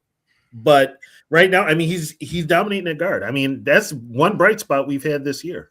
Do you give up on Darisaw? Because I'm almost there too. Them injuries are catching up to him, and he's getting paid a lot too. I don't. There's guys I'm giving up on. There's a few that I'm like ready to go. Okay, tell me the guys you're giving up on. I'll see. Jonathan Grenard, because he's in the way of Dallas Turner. I need Dallas Turner to play. I don't want Dallas Turner on this team, and then now we have to pay him when he becomes a starter in his 4th, 5th year. I need Dallas Turner to be a starter now, and Grenard's in the way. And I could probably get a 3rd or 4th round pick to help other holes when I have a luxury at that position. So I'm done. You know what? In that, we'll see what happens with Flores, but that's another thing too. Okay, who else? Bernard, TJ Hawkinson. Oh yeah, move on. Aaron Jones. Christian Darisaw, Harrison Smith. Smith is going to retire. Yeah. Okay. Josh Metellus. Move on. And Isaiah Rodgers. Well, they're definitely gonna move on from Rodgers. Yeah, that was like those the guys like I'm ready to move on from. What, you ain't getting rid of Ivan Pace? You keeping Ivan Pace Jr.? I don't even think he's on this team anymore. He plays still? Yeah, he's still out there. Yeah, I see that. I see that 0 jersey every now and then. Oh yeah, 0 is. I told y'all. I said when he changed his number to 0, he was gonna become a big nothing, and he became a big nothing. That's okay. First of all, I'm a linebacker. I'm not wearing 0. 0 don't intimidate nobody. Why would you wear 0 though? I don't understand 0 in basketball. Like, what is the infatuation with 0? Like, it's you know what? If they would allow players to wear 00, that's cool. But you're just wearing 0. You just got a big fat 0 on your friggin' jersey. Yeah, I mean, come on. I don't get it. So T.Y. Eagle asked this question, and do the Drivers try to pick another quarterback? They're gonna look at it. They're gonna kick the tires. They're gonna kick the tires. I'll take one in the 3rd. Are you talking about draft one? This is how I look at it. Either you go get you overpay for a good backup, that's fine, or you take another quarterback in the third just in case. I mean, I'm gonna throw a do name both. I'm gonna throw a name out there that I'd like to see with the Vikings. Jameis Winston. Okay, I'll do that. But don't give him a 1-year deal. Give him 2 years, man. I'm tired of these quarterbacks coming and going, man. Like Jameson Winston and Kelsey offense? Hell no. Interception city. Or he uses his feet. It'll be fun though. It'll be fun. It'll be fun though. But here's the thing. We're stuck with KLC for another year, unfortunately. Yeah. Hey y'all. What do you think about Jay Ward today? Did he play? Oh hell yeah, he was starting. Oh, was he number 24? Yeah. Okay, yeah, I didn't. I was like, who the hell's number 24? It's hard. Shit, we had Dart at the quarterback we were going to Yeah, I was like, who the hell is number? Because they only dropped back 13 times and yeah, so it really kind of secondary did good. He only had 33 yards. Shit, everybody get good grades on the secondary today. He was flashing, man. He was flashing. Well, then he's probably in that line for next year too. Plus, he's still on his rookie contract. He only got 1 more year left, I think, on his rookie contract. They've got to make some big decisions. You're going to lose some coaches. Yeah, it's already started. Yeah, it's already started. Like I was telling the Giants guy, I mean, Brian Flores auditioned for the Giants job today and probably got it. Yeah. He did. Yeah, I think he's going after this. Like I said, you're going to have KLC 1 more year. They're not going to make any changes in the front office either. That's been the talk here in the Twin Cities for the longest time. They're not changing the front office. So they're not changing anything in the front office that we know of. From what I'm hearing, everything's going to stay status quo. They think this year was a fluke, so they're going to run it back. You're going to have to add some pieces, but they're going to run it back basically with the same crew. But so that means they're going to get fired next year. Well, and they got an easier schedule next year. That don't mean shit. That don't mean nothing. You still can suck. Hell yeah. But I mean, it's which I think you got to make some changes. Hey, you know what quarterback I want the Vikings to bring in for real though? Y'all don't know how y'all feel about that. I told D Wood the other day, man, I want Joe Flacco here, man. I wouldn't mind Flacco. How old is he going to be? I don't know.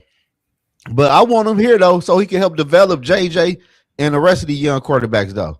I would take Flacco. Yeah, I would have took Flacco this year. KOC can't develop a soul. Maybe Joe can. I don't took Flacco. Okay, kid, that's the biggest lie we was told that KOC can develop a quarterback. He can't do I never believed that shit. I never believed it either. I asked Vikings fan, name one quarterback this motherfucker ever developed. None. Exactly. So what the fuck? None. We still waiting. None. Yeah, but people be like, yeah, look at what he did with Sam. No, that was Kyle Shanahan, y'all. That was Kyle Shanahan. Oh, let's speak on Sam. Let's speak on Sam for 1 second, y'all.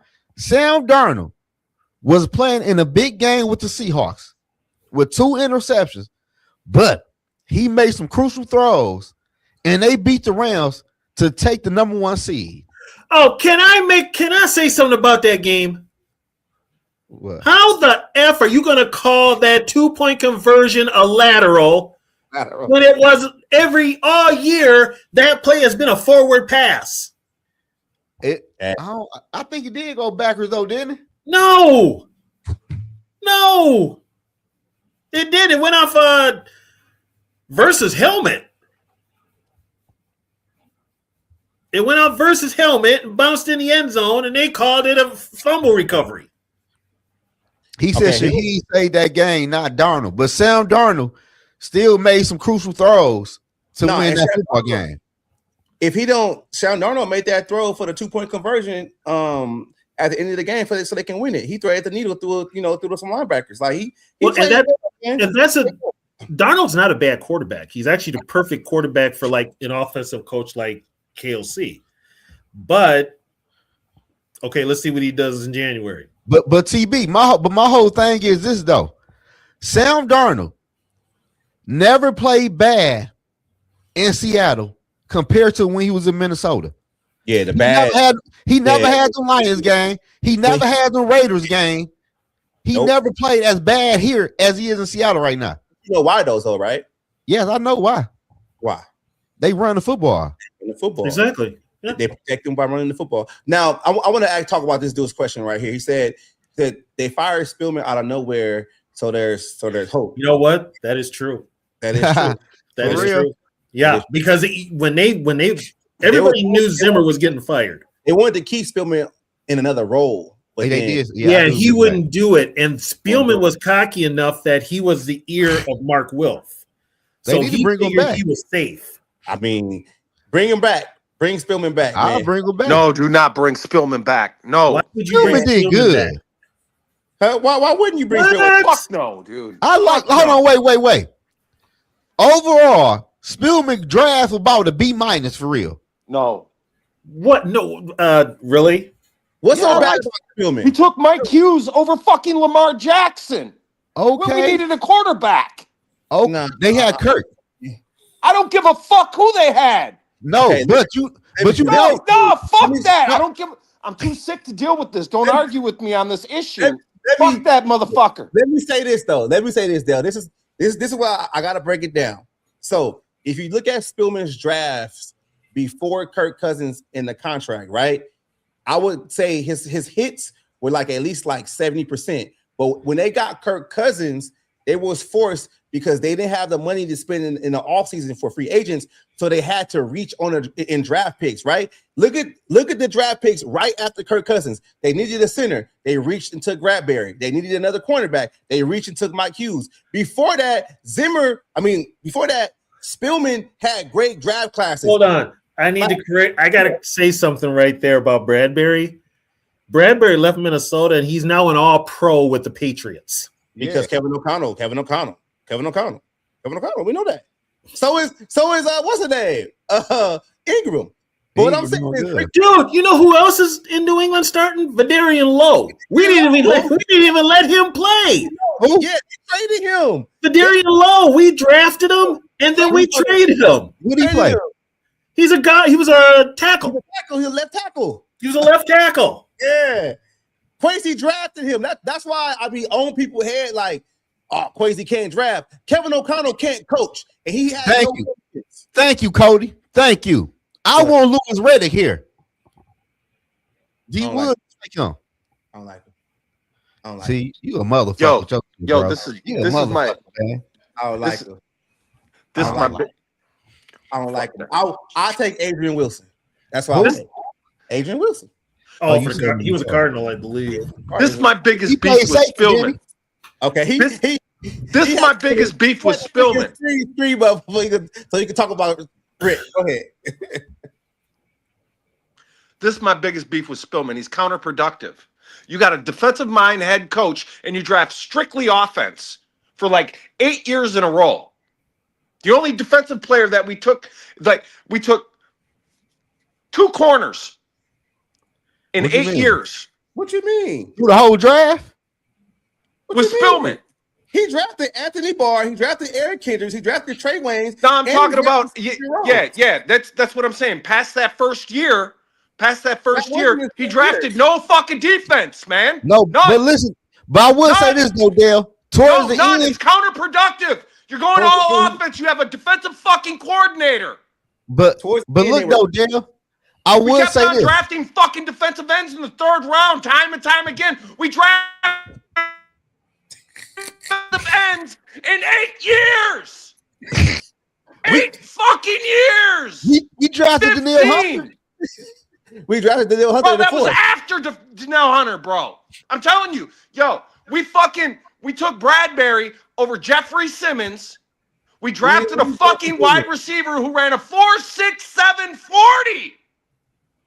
A 4.67 fucking 40. Oh, that was in the first fucking round. Yes, but this is why they because he went to the same fucking school. He went to the same school. He didn't draft DK fucking Metcalf, who ran a 4.3 40. It's fucking Herb Smith Jr., who ain't even in the fucking league anymore. Hey, you do got a point. You do got a point. Hey, don't. Yeah, Zimmer draft. Hey, Zimmer was towards the end, not bad. Because they were reaching because they didn't have money in free agency because of Kirk. But he did something. Yeah, you're right. Well, no, you know what? You know when it all started? It all started when Teddy got hurt. Yep. That's when Zimmer got pissed. Zimmer lost it then because Teddy was his guy. Teddy was his guy, and he got hurt because of Adrian Peterson. And then right away, the Vikings, Spielman jumps the gun. Trade the first round draft pick for trades the first round draft pick for Sam Bradford. But then also now this is where all this shit happened with Zimmer. Norv Turner was his offensive coordinator. I think I said this story, but the fact that when they got Bradford, you had Sperano and you had Shermer who had worked with Bradford, and they were in Zimmer's ear telling him, we know what works best for Sam. Let us call the plays. And they slowly phased out Norv Turner. That's what caused the fight in Chicago. Did he retire? No, he Zimmer, quit. Norv Turner quit. Norv quit. They got in that fight in Chicago, and Norv Turner quit. Oh, Zimmer and Norv got in a fight. It was a fist fight. Yeah, a physical fight. Yeah, that's how Zimmer's eye got fucked up. I know, eye surgery. No, He did because what happened was somebody threw a punch and missed, but they had paper in their hands, and it was a paper cut. Right. Y'all telling me Norv Turner whooped Mike Zimmer? Well, nobody whooped anybody. They said it was actually kind of comical. It was no punches were landed, but the friendship was over. Yeah, and Norv quit, right? Norv's so cold, he quit. He said, fuck the Vikings, and left his son on the staff. Well, yeah, he left his son because he didn't want to deal with Sperano or Shermer. Mike Sports Vibes. He quit and vibing with us. And forgot his son on the draft on the coaching staff. Yeah, he didn't want to work. And then, of course, I was not a big Sperano guy. He died, didn't he? Yeah, when he died. So my boy hits me up and he's like, your guy Sperano's gone. I'm like, who would he sign with? He's like, nobody. He died. I'm like, what? I mean, I didn't want him to go this way. You know? Hey man, thanks. But then Shermer was bucking for that head coaching gig. He wanted another head coaching gig. I'm gonna tell y'all this, man. I'm gonna be real with y'all. The Vikings this offseason need to look in the mirror and do an uncomfortable trade that many might not like. Addison needs to go. Nah. Yes. Nah. Yes. Nah. Yes, he needs to go.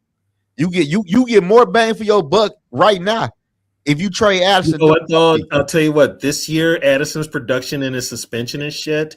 Oh damn! You might not get nobody to bite on that. You might get man. Buffalo Bills. Hello, give me a second. We ain't trading with them again. Yeah. Buffalo Bills. They need a receiver. So does Houston. Texas. So does Tennessee. They got receivers. Tennessee. Tennessee. Oh, Tennessee. Hello. What's up? Give me a first. Buffalo trying to give me a first right now. What y'all want to do? I like y'all better. You gotta, because let's be for real, y'all. We have receivers. We can get more for Addison right now to put on the offense or the defensive line with that draft pick. We don't need Addison, man. I like Ja, but we don't need him. Yeah, but you're screwing up KLC's offense. Man, bro, listen. At the end of the day, KLC offense his offense is ass. It's already what it is. We know that, but his ego is not going to let him trade Addison. Fuck him. It ain't about him. I'm telling you what I'm doing as a GM. Addison ass is on the trade block. Okay. We about to re-sign Naylor. Me and Zoe had this shit yesterday. Okay. We talked about your first couple of moves if you was the GM of the Minnesota Vikings. What's your first 5 moves what you would do? If I'm the GM, build the offensive line and the defensive line, get a new defensive coordinator, and play a 4-3. I like Okay, that's that. one move. There's that one or two move because that's like 3 things you said. You said all 5 down there. Shit, you said 5 moves. Yeah, you Can I done go? for it. Can I go? Yeah, go, Dale. Shit. I'm building the line. I'm building the line of scrimmage, and I'm talking to the head coach about running the ball more. Okay. And if So he, bringing a run game coordinator, you do that too. I would bring. I'm going to bring in. I'm going to get a real offensive coordinator. I'm going to tell KLC to give him play calling. You think he could do that though? He doesn't do it. He's out of a job. There you go. Motherfucker. You're the GM. Fuck him, man. Yeah, if he doesn't do it, he's out of a job. I'll put it this way: I'll get rid of him, and I'll sign Brian Flores to be the head coach. This There is you what I go. said. Okay, I'm gonna let Dale go. Then I'll tell you guys what I said. Go ahead, Dale. First thing, number one thing I would do is get a straight up nose tackle. That would save us. That would save us a lot of overcompensation and crowding the line, such and such. You know, scheming our defense. We'd actually have something to hang our hat on. How we are running a 3-4 defense without a true nose is beyond me, man. You know, big up Flores. You know, which brings me into that demote KOC, promote Brian Flores. I would say this. Go ahead, Zoe. I'll let you go ahead, man. My first move, I'm the GM. I'm hiring a run scheme coordinator who know how to do the zone run. Somebody from the Rams or for the 49ers. I'm trading Addison. Huh? Or the Packers. Or the Packers, because they run the same offense. I'll probably take them for the Packers. It'd be more fun. And that would just piss off the Packer fans. Yeah.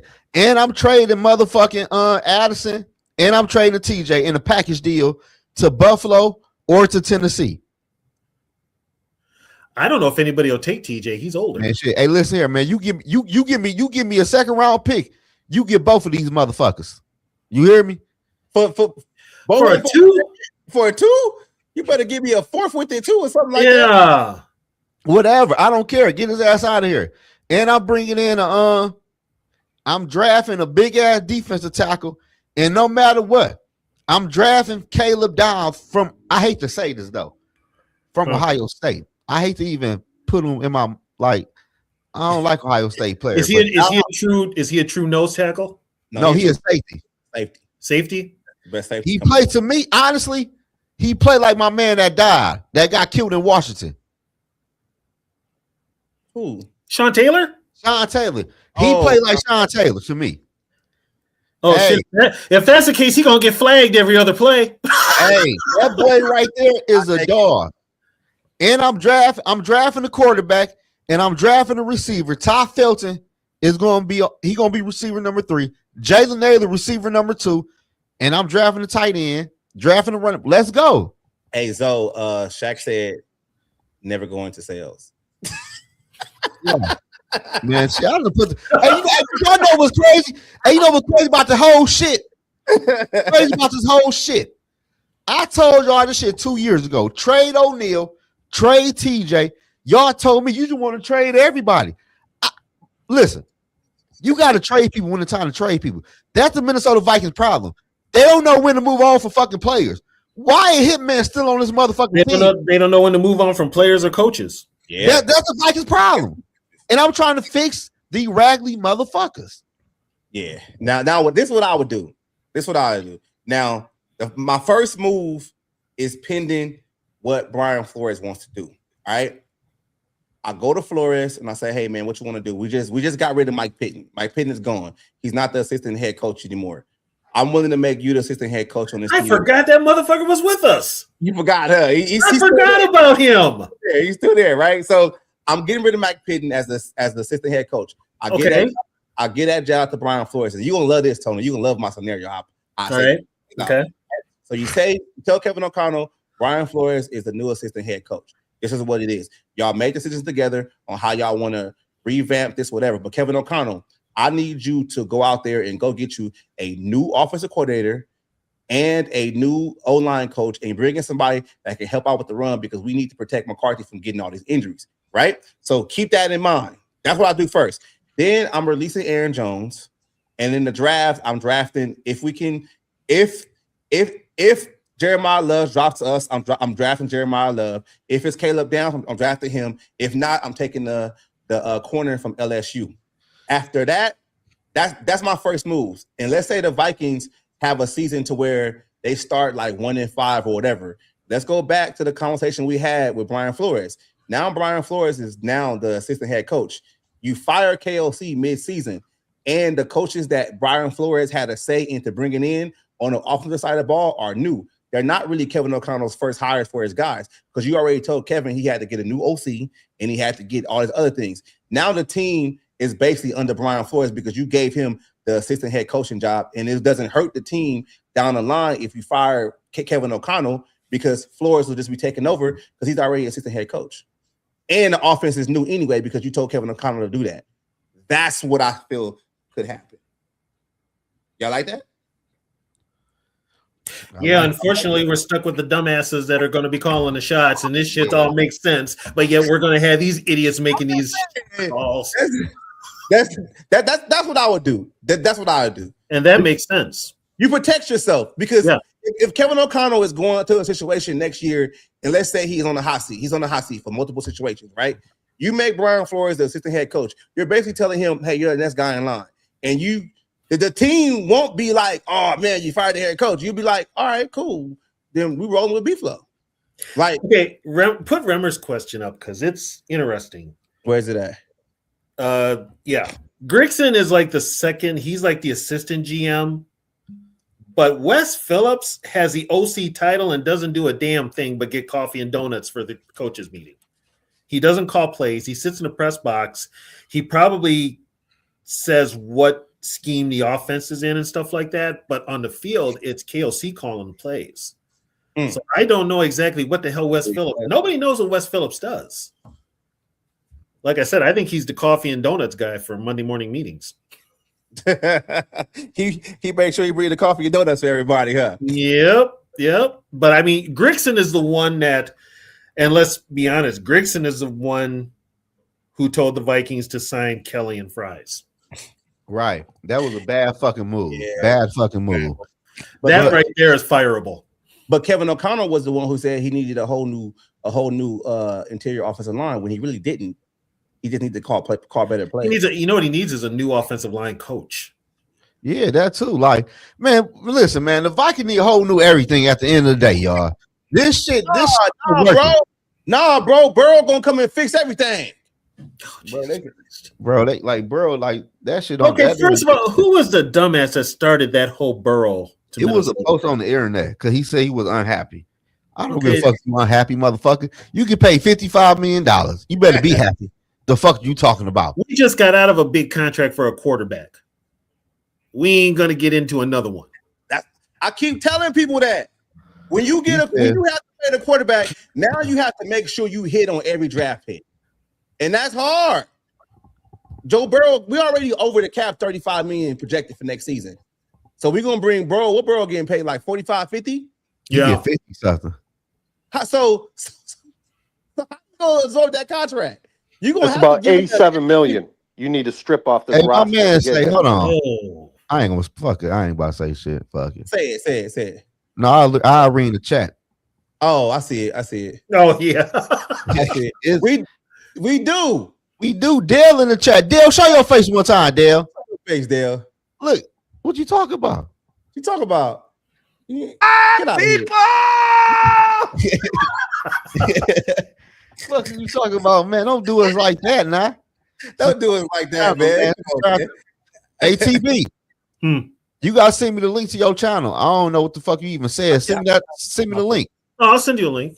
Yeah, send me the link. I can subscribe, man. Damn, can I come on your channel? TB famous now. Yeah, I might get you on there, then I can mute your ass when you start talking. Damn. Y'all need people like me, man. Say, AD Wood. That's the bad guy right there. See him? That's the bad guy. Oh, man. Hey, what's the channel called again, TB? Let me put the name. That fucking name is so damn long. Hold on. Yeah. I will get it for you here. It's the official something. The official. God damn it. old age Alzheimer's. Yeah, The my official boy, oh. Purple Skull Squad show for Minnesota Viking fans. God Why damn, your shit so long? Because Ain't no abbreviation. we were thinking of shorter names, but the Skull Squad is from a group on Facebook. We used to do everything on Facebook. We just got on YouTube. Okay. Damn, y'all like we gotta come up with a new name. That motherfucker too long. Can you type all the words in on YouTube? No, just look for it's got a heading and everything. Yeah, he got everything. Hey, everybody in the chat, tune in to this. I'm dropping a link right now. I hope that shit work. Subscribe to this channel right here. Please do. There y'all go. What is called official? That shit was long, man. Yeah, you gotta send me that shit. I can't type all that shit in. I'm gonna fuck some words up and everything. That shit long, man. I mean, there was a couple of times they literally have to put up a parental advisory when I go off because I'll tell them it's like, okay, parental advisory because I'm about to say some shit. Do that shit really work? What, parental advisory? Yeah. I don't know, but they put it up there when I start talking. How many of y'all on there?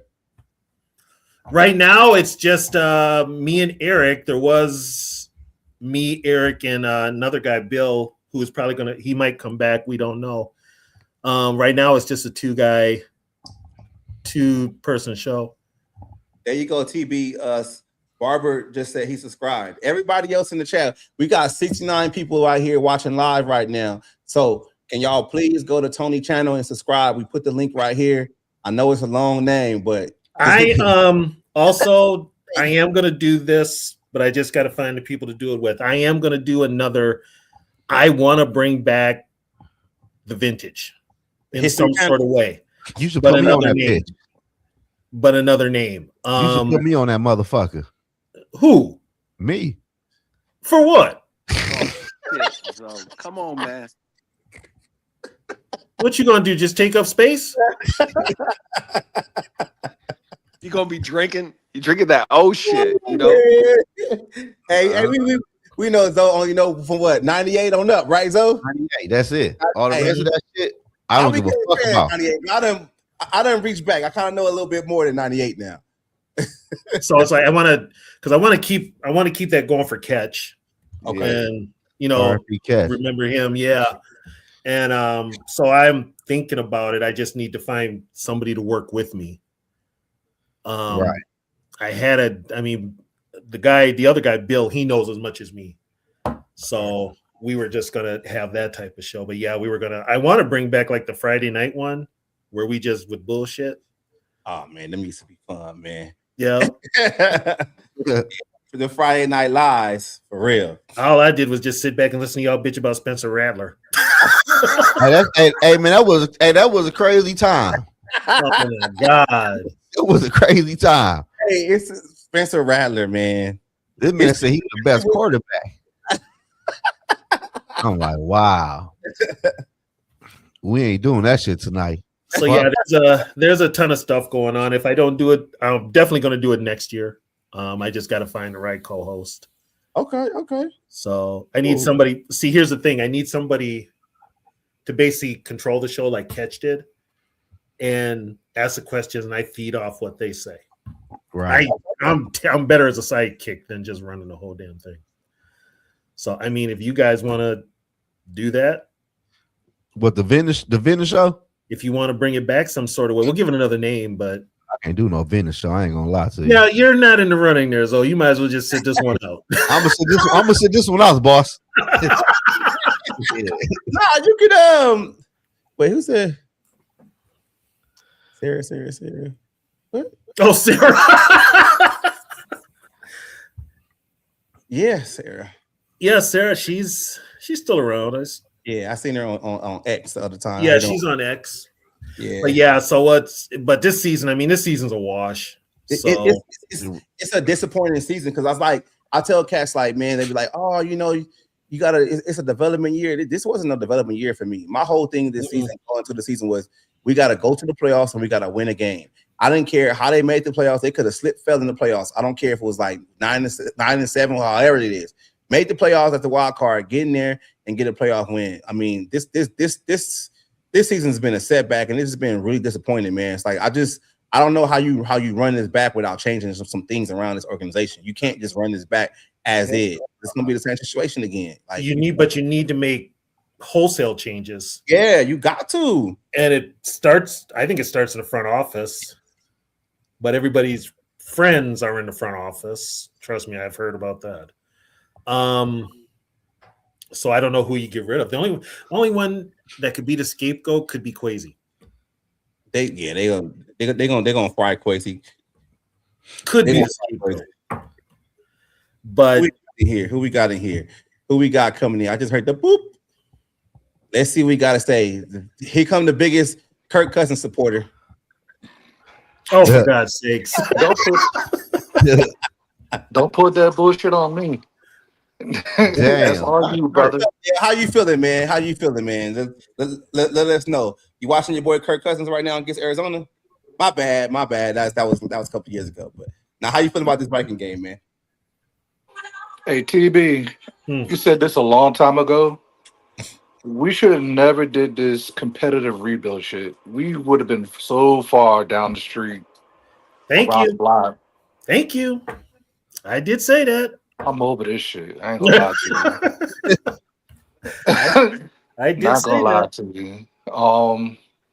I really don't have nothing to say. I'm tired of, same guys with the fucking nagging injuries. Addison at this point, I think Addison is suspendable. I don't know, man. I don't even know how to feel for real. I'm glad we got a W. I'd rather have just lost a game. I'd rather have just lost the rest of these games, but we don't do that here. We don't like high draft spots around here. We like to be middle of the pack. That's what we do. For sure. Mediocre. Minnesota mediocre is real. Yeah. But it's real. What depresses me more? Because I'm looking at the Jaguars, right? I'm looking at the Broncos. I'm looking at the Lions. And then I'm even looking at Chicago, right? Mm-hmm. These guys kind of went through the process of just stripping themselves all the way down. And you look at how far they are now. And I feel like we really kicked ourselves in the teeth. I think it's good to say in hindsight, yeah.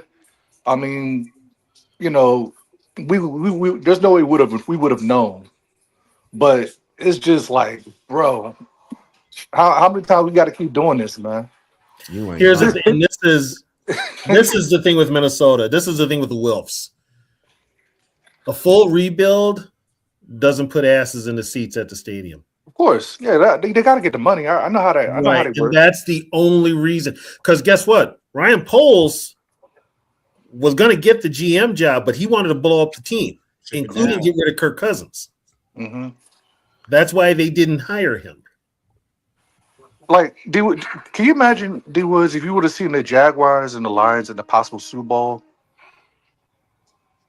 The Jaguars almost made the Super Bowl in 2017. They was in the NFC title game. They lost. I got you. They've almost made it. The Jaguars have always made it a couple times. Yeah. But I'm saying, you know how young that team is, and to still beat us for as long as we've been waiting on the championship. I think what it comes down to, and why the Vikings don't do that, is they don't have a person that's making decisions that has a good concrete vision. They kind of got too many people in certain people's ear, and they kind of lose their vision of going forward. Because if you think about it now, like look at the situation with McCarthy, right? When they had Kirk Cousins and they had Sam Darnold, the whole thing was, we might need to get a rookie quarterback in here on a rookie pay scale and build around them, and then we can be a perennial playoff team. Then you get that, then you fail you neglect to develop him the right way, and now the word on the street is, now we got to move in and get another veteran here that can run this offense because this offense is so complex. That's not having a strict vision. If you have the vision of actually going out there and you want to build this team to be in the playoffs every year, regardless of you having a first place schedule or a third place schedule, you're going to have to go through these growing pains and actually get better. You're going to have to do all that. But this team doesn't do that consistently. They'll just go ahead and fill the holes and be good the next year and be like, everything is working. Sometimes. And you know what they'll do?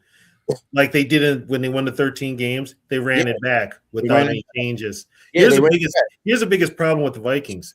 You don't have football people making football decisions. You've got people that are business people making football decisions, and all they're thinking about is how does this affect our bottom dollar? Right. Mm-hmm. Yeah, that's what they're thinking about. And that's why you got to have a proper plan, because it's like, I just think like, just like Tony said, if you're seeing what's happening with the Vikings, they're going to be forced one way or another to have to rebuild this shit and tear it down. Because when they had the 13-win season, what happened the year after that? Kirk gets hurt, they lose a lot, and whatever. Then they come right back with Sam, win 14 games. Next year, lose a lot. The league is telling you, you got to tear this shit down to get better. Got to, bro. There's no way around it. Yeah, it's telling you that. Yeah, it's telling you that. Like, you can't keep propping it up, because every time you prop it up and you think you make a step forward, the next year you go right back to where you was before. But guess what? We were talking about making the team younger on defense, right? Yeah, we got older. Younger. We still got to do the same thing over again next year. Is to make these guys younger. Yeah, it's insane. Yeah, you know especially on the back end, you traded all your young corners. Yep, you traded them away. You traded them away, and you didn't even let guys develop. Like, I always give the example of a Xavier Rose with corners, right? When Xavier Rose came to the league, he was trash. He was a walk-in penalty like every game. Oh, he was gonna get 3 interference calls from all game, right? But you had to like. Zimmer, but he evolved into a lockdown corner. But you had to play him to do that. Nope. You can't sit a guy on, and just do it. If think about it like this though, y'all. We had a conversation earlier about them not practicing. So do you think guys are going to get better in practice if they're not even being physical? The only time they're going to actually get better is during games, because that's when they can actually hit. Well, it's even worse. If you notice today, there's even some defensive players out there playing defense that avoid hitting. Yeah, it's ridiculous. That's pretty bad. Hey, my perfect example. That is the biggest one. Yeah. He was on your team. Yeah. You didn't play him at all except on special teams. Hey. And he is tearing it up with the Bears. Hey, I'm going to say this too, though, right? Kwesi might have whiffed on the draft pick with Andrew Booth, but he traded for this guy. He brought him in the building, and these coaches could not get him on the field. That's not an indictment on Kwesi. That's on the coaches at that point, because he traded for this. You know what though? And you know who else? That's actually on Flores. That's on Flores. That's what I'm saying. That's on Flores. You didn't, because think about that. Think about that year, last year, when who was No Sean Wright playing behind? 2 old motherfuckers. Yeah, Gilmore and Shaq Griffin. Shaq Griffin. I forgot he was with the team. Damn. So the way No Sean Wright playing right now, he's gonna be in the Pro Bowl. He's gonna make a lot of money next year. I don't even count. You know what though? I don't even count the Pro Bowl no more. That ain't even a game. I mean, I still like the Pro Bowl. It's stupid for what they did to it. They need to go back to what it used to be. But we let go of Blackman. We let go of Blackman too. That didn't make any sense. We traded Blackman today. That was ridiculous. I didn't understand that. And the Caleb Evans. Yeah. Caleb Evans is a nickel corner in Carolina now. Yeah. You gotta let guys develop, man. Like, what are you talking about? You gotta let guys develop, man. You can't tell me, oh, you whiffed on a lot of draft picks when you traded them away and then they play in other places. I look at it like this though. When you draft a player, they bodies, right? They bodies, right? Yeah, their bodies, yeah. Even if they can't play on the first team or second team, you can still play special teams. And I told Zoe this, and Joe was like, damn, you're right. Why do you think our special teams suck? Why? Because our draft picks don't play special teams. You know what else? You know what else though? That special teams coach is a joke. Yeah, and the special team is full of undrafted free agents. Look what George said though. What did he say? It's on the screen. You see it? Yeah, Minnesota. Yeah, they can't develop. They're not developing players, bro. They can't develop anybody. We said this shit last year. They're not developing players, man, and it's sad. It's sad. Look at Overshown with Dallas. Yeah, he couldn't get on the field over here either. See? So, it's crazy, bro. Whoa. Overshown was a Viking? I thought he was. He started with us, didn't he? The linebacker? Yeah. I thought he did. They drafted him. Got drafted there. They drafted there. Cowboy What drafted. linebacker am I thinking about that we I drafted? was about to go off. We traded Andrew Booth. Okay. We drafted I Booth. said, what? Who did we get that went over there that was actually doing well that we drafted? We got Noshawn Wright from Dallas because Dallas wasn't playing them, so we got Noshawn Wright, and then we didn't play him next year. It was a Booth. It was a Booth thing. I'm getting the confused. Yeah, it was okay. a Booth. Got it. Booth is out of the league now, ain't he? Or is he still? He's still there. He special teams over there. Oh, I would rather him play special teams with us. Like for real. I mean, well, you know what though? Booth got in a fight in the locker room. That's one reason they got rid of him. Okay. Also, keep your glue guys too is important too because letting go of Bynum obviously affected the team. Was it a receiver? Who? What that Booth got in the fight with? Yeah, probably. You know what that reminded me of? That reminded me of Xavier Rhodes and Stephon Diggs getting into a fight in the locker room in preseason. You know what though? Diggs I don't mind that. Need to get knocked the fuck out. Yeah, man, this shit has to get better. But I think you can, if you can have a good draft next year, and you're drafting good players that can fill needs, and you can actually spend time to developing, this team can be back on track because they have a lot of draft picks next season. But here's the thing, though. Here's the thing for all of you guys. If you don't make any changes in the front office, you keep everything status quo. Do you trust them? No, we're still suffering from not drafting Kyle Hamilton. Still suffering from that. Come on, man. Let's not talk about that. Let's not talk about that. For real. I don't think they were going to ever draft Kyle Hamilton. Even if they showed you they didn't like Kyle Hamilton, man. Well, you know what though? Here's the thing. Kwesi wanted Jameson Williams. Yeah. And they talked him into not taking Jameson Williams.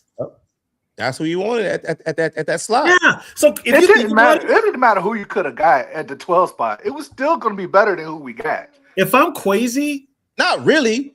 If you think about it, Kwesi did the right thing, but the coaches didn't coach the players the right way. Kwesi took a number one draft pick and put it into three players. You got Andrew Booth, you got Zoe-N, and you got Ingram. Ingram is a Pro Bowler now. He's playing way better now.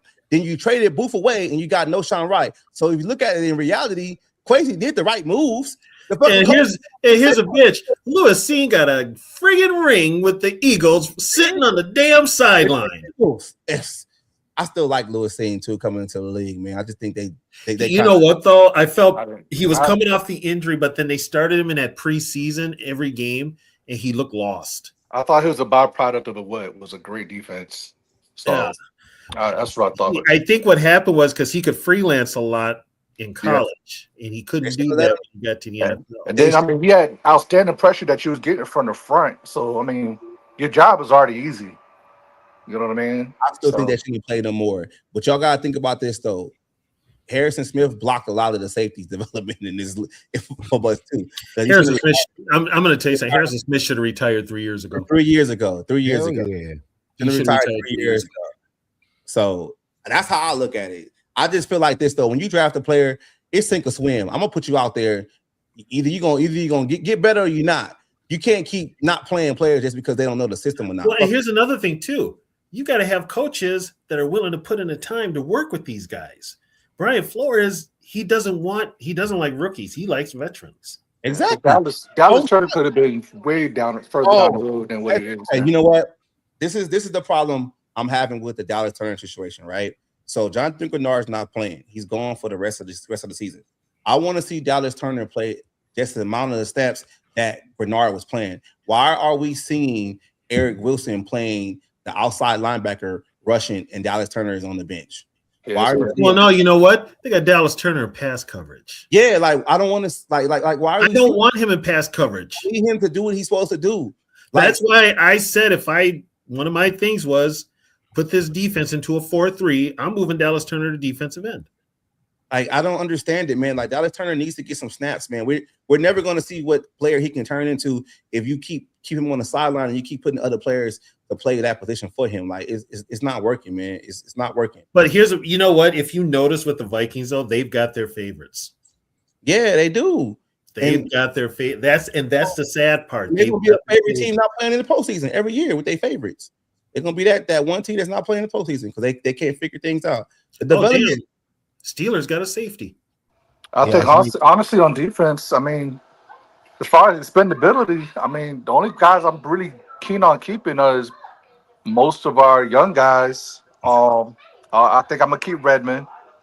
I'm gonna pay Redmond. I'm paying him. You got to pay Redmond too. You gotta pay Redmond. I don't mind keeping Rodgers for another year. I think Rodgers did okay. And Ginkle, I'm keeping him too. I told you. What about Wilson? Wilson you can get for the cheap. Everybody else to me. Wilson's not going to be high. I mean, Wilson's getting older too. I mean, that's fine, but I mean, you still need a vet or two. You know what I mean? But like Metellus can go. Allen can go. As much as I love Cashman can't stay on the field. He can go too.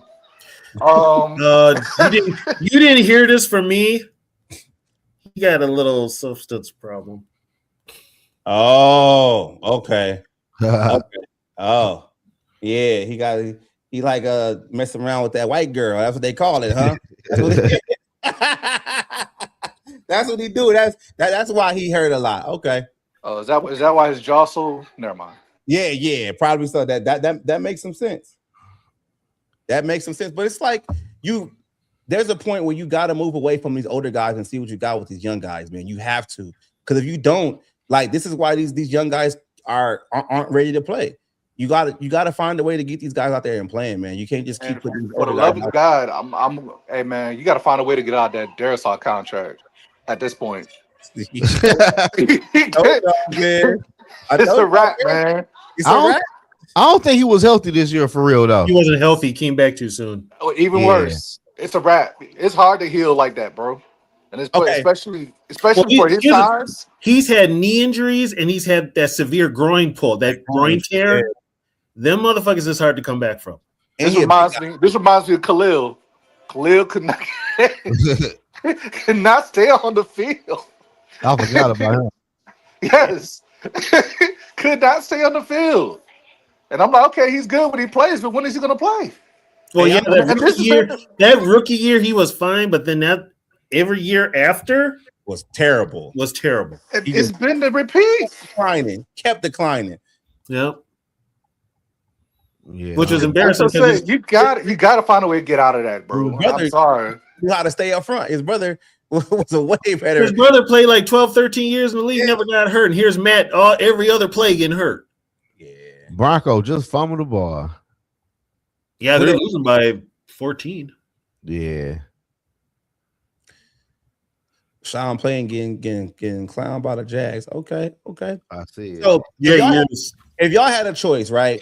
If y'all had a choice and the team was calling y'all, I'm not gonna say the team, but the team is wanting to give you a first round draft pick or 2 seconds, but you got to choose the one player to give up, and it's between Jonathan Grenard, Jordan Addison, and Christian Darrisaw.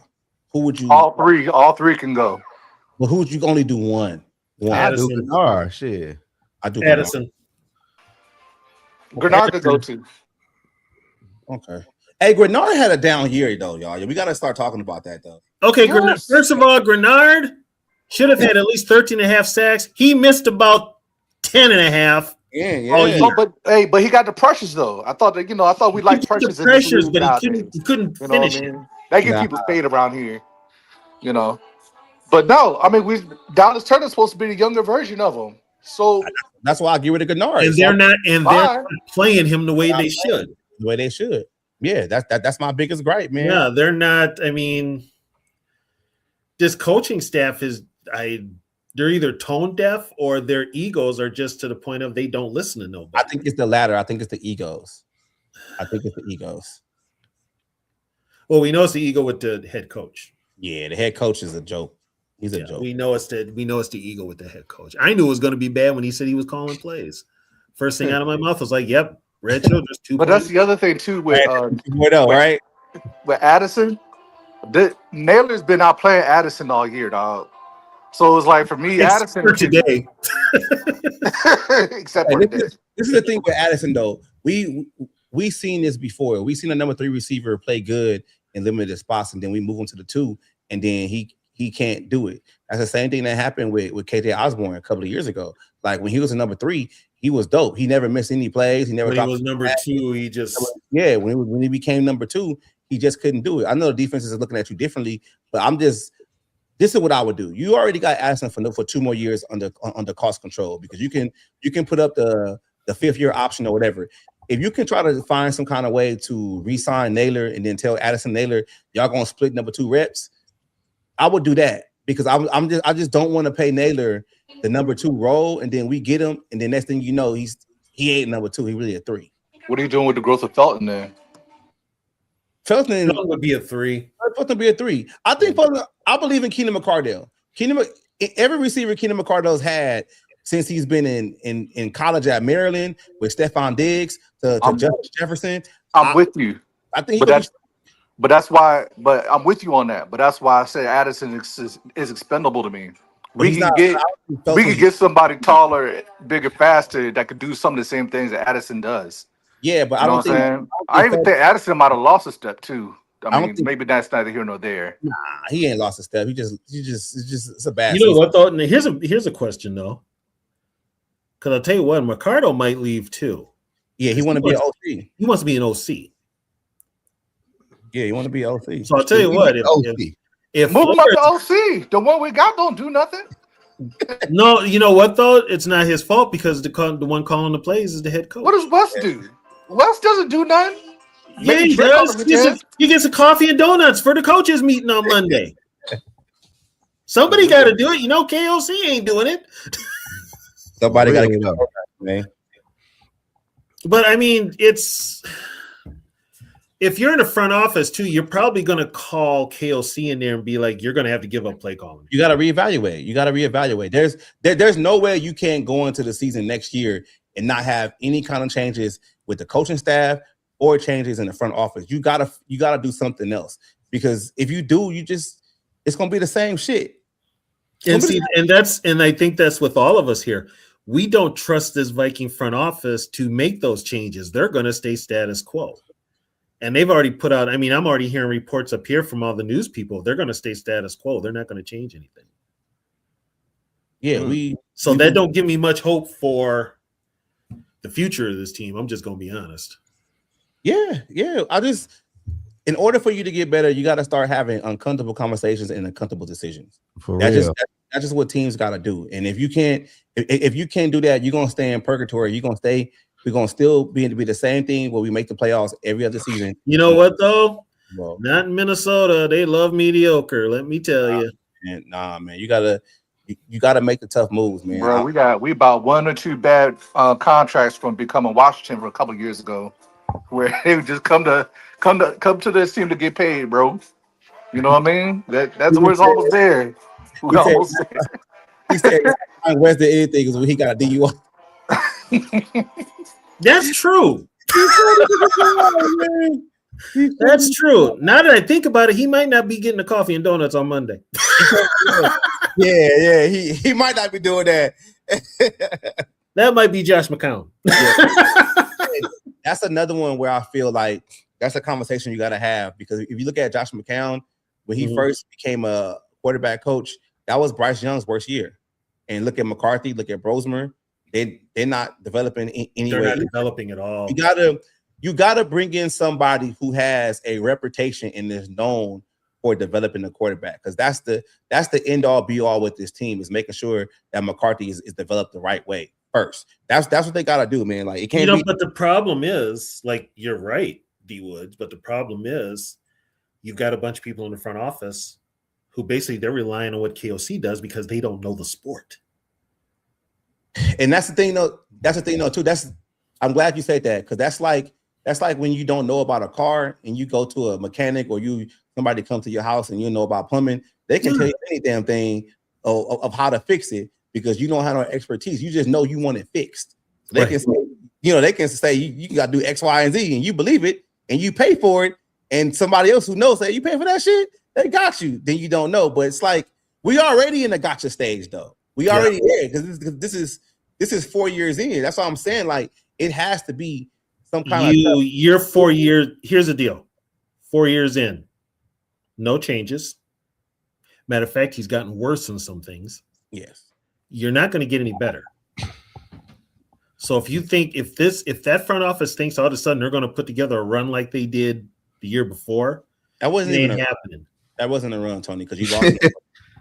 That's not a run. But their thinking is not a run, man. You lost in the first round. A run is when you get to the divisional round and you. Yeah, you was right though. No, but here's what I mean. In their mind, you won 13, then you won 7 the next year. You came back and won 14. Now you're only going to win 7, maybe a couple more.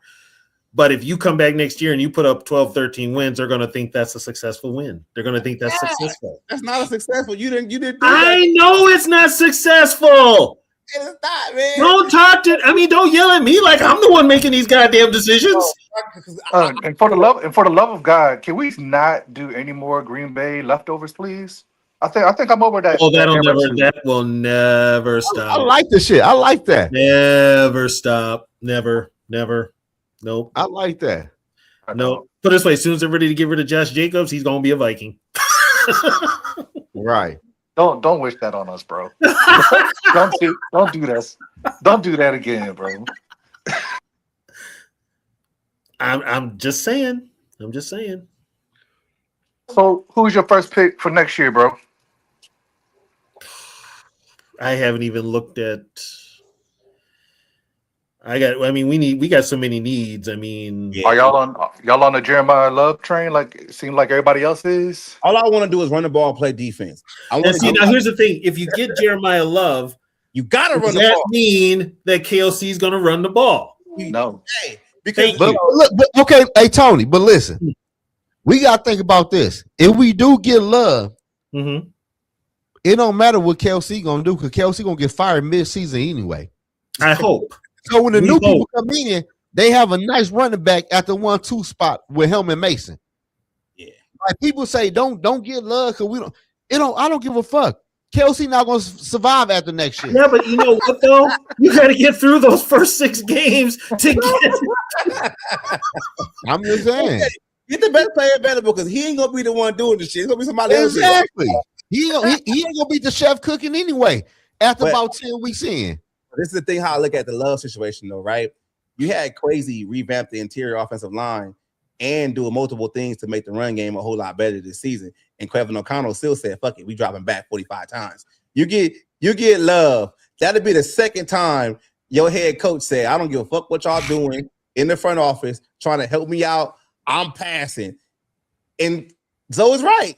Then you gotta fire that because he going rogue again. You know what though? Here's a problem with that though. The Vikings don't fire coaches in midseason. Unless Brad Childress got fired, didn't he? You know why Childress got fired? Because Randy Moss called the Wilfs and told him what was going on. The Wilfs had no idea what was going on with Childress. That's why he got fired. Childress was a different story, bro. Wait. Mid-season. I hated Brad Childress. What about Frazier? End of the year. What about Tice? End of the year. Oh, and Mike Tyson was 15 minutes after the last game. End of the year. Look though. What about y'all know Brad Childress fined Troy Williamson a game check for going to his grandma's funeral? Yeah, he got fined. Who? Yeah, he did. He fined Troy Williamson's grandmother died. Passed away, so he missed. He went to the funeral, and Childress fined him a game check. And the players on the team that were the captains had to go to Childress and say, "Bro, you got to rescind this shit. This is bullshit." Yeah, that's how bad Childress was. Straight up asshole. Yeah, he was. He was bad. And just the way he got the gig, with the way he strong armed the Wilfs, that should have been their first. That should have been the Wilfs' first sign that he was not going to be a good coach. That he wasn't going to be. He wasn't going to do. He got saved by Brett Favre, man. That's all. That was his best season. Brett Favre got him a contract extension. Yeah, he got fired, right? Oh, hey, and Dell was tripping. We're talking about Spielman. Spielman maybe had about 2 or 3 misses at best. He hit more than he missed. Yeah, but I ain't gonna lie though. I'm not gonna lie. Spielman doomed me in when he signed Kirk Cousins, bro. Because I'm gonna be real with y'all. He doomed That was his the biggest whole mistake. franchise. That mistake.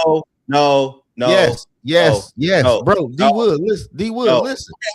You go first. I'm gonna tell you this, bro. Listen, Kirk Cousins came from Michigan State. Kirk Cousins played at Washington. He never was like a killer at the quarterback spot, bro. You don't give a quarterback like that type of money, thinking he gonna get you over the hump. As the GM and know football, you should know this motherfucker is not that killer gonna get you over the hump. That was a crazy signing. That was retarded. You know what's even funnier about it? We took him. Guess what? The Jets needed a quarterback more than we did, and they passed on his ass. They offered him more money, but he came here because he knew he could do what he wanted to do. We weren't going to guarantee it. Yeah. So we guaranteed the whole damn thing. The Jets were not going to do it. That's what I meant to say. The whole 3 years. Yeah. Now, I agree with the Kirk Cousins initial signing. My gripe was the multiple. What happened after that, right? Mine, because if you go back to that year, like, man, you're coming off the NFC title game. You got the best defenses in the league. You got a good running game. You got everything was ready to go. Teddy couldn't play, and we can all say that Teddy was never the same after injuries. Sam Bradford couldn't stand up. Then you had Case Keenum. You knew damn well Case Keenum was a goddamn backup. That's why when he went to Denver, he was a backup straight up. He failed. I think the initial signing of Kirk Cousins was the right move at the time. He was the best quarterback coming out of free agency. That's what you did, and you protected yourself because you only gave him 3 years. When you re-signed him, yeah, but then you kept extending him, and you got nothing. You got nothing in return. My point right there, though. After the 3 seasons, you could have just let him go. You kept re-signing him. That was the problem to me. I feel you, D. Will. My whole thing is this: let's be real. When the Vikings signed Kirk Cousins, bro, and they were looking at him, you knew damn well this quarterback ain't about to put us over no motherfucking hump. No, his numbers was there, bro. His numbers was there. The play style not though. The numbers are always there because he's a garbage time guy, man. Well, look, but look though, right? I'm gonna just be real. I'm just playing devil's advocate. Kirk Cousins' first year in Washington, 2015, 4,000 yards, 29 touchdowns, 11 interceptions. The next What was the record? I'm not saying the record. I'm just saying the stats. But listen. But what I'm saying is he was supposed to be the final thing to put them over the hump because he never won big games in Washington or at Michigan State. They didn't look at it like that. They looked at it as we don't have a quarterback. Everybody sucks. So here's the thing, like you're saying, D Woods, but here's where the Vikings should have knew they did not have that quarterback. Remember, we had to win that Bears game to make the playoffs. Yeah, his first year. Hey, Tony. Oh, you talking about with 10 points felt like 50? Yeah, Tony. About that game? Yeah, Tony, my whole thing make 10 points. I agree with what y'all saying after the fact. I'm talking about the initial conversation with bringing him in. He was brought in this team to be the final piece on a playoff team that had already made the NFC title game. But okay, now here's also the problem with that too, though. And I think a lot of guys fall into this trap. What Case Keenum basically did was just get the ball to his all-stars as a game manager. There was no problem in waiting another year for him to be another game manager. And he got the guy that you wanted to get. He had short fields. But here's another thing though too. How many players on that Viking defense besides Everson Griffin were very vocal about Kirk Cousins being an ass? A lot of them. Everybody, and they brought him to the team. Yeah. And that right there. As a player, there are certain quarterbacks you will roll with anyway. Yeah. Kirk Cousins is not that quarterback. Yeah. That's why I said Dawg was right about Rick. You drafted Christian Piner, then you gave Kirk crazy money. Like Kirk Cousins, like I'm gonna be real. When the Vikings signed Kirk Cousins, I told everybody I wasn't happy. We fucked. Oh no, I wasn't happy. Shit. Nobody was. I told all my friends and family I could call people right now. You know what? You know what's funny though? I wasn't happy with Camper either. This is how I debunk this. You know how bad it was when Mike Zimmer said that signing was going to cost people their jobs, And it ended up costing their Yeah, job. and it did. And he not like that. He never was. Let me ask y'all this question though. Let me ask y'all this, and I want y'all to think about it. Tony, I want you, especially you. The NFC title game year, right? The offensive coordinator was Pat Shurmur. Pat Shurmur drew up a great scheme the whole time with Case Keenum. Shurmur leaves and gets the head coaching job at New York. It doesn't pan out. And then I think we get Gary Kubiak or somebody. No, else. it was DiFilippo. DiFilippo, right? DiFilippo, right? Yeah. Kubiak was later. Do you think that offense would have been a lot better if Shurmur was the architect with Kirk? No. I don't think it would have mattered. I don't think it would have mattered. You got AD Woods. You gotta have that shit in you, bro. That's Reason, and here's the reason why though. You got to think about when he was in Washington. How many guys did he go through in Washington? As far as supposed to have been like these offensive coordinators that are supposed to be helping him out. They had a great staff. Yeah, and he couldn't do it. He ain't do shit in Washington.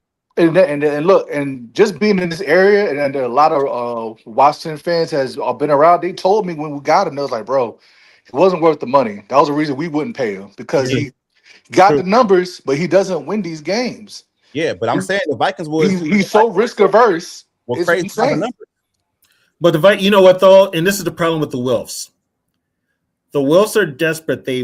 They are reaching for quarterbacks because they're using the model of what Green Bay does. And Green Bay's had 3 quarterbacks in 30 years. They all drafted guys. They all drafted guys. So Minnesota, well, the Wilfs are like, we've got to find that franchise quarterback. That's what our problem is. But Tony, can I ask you a question?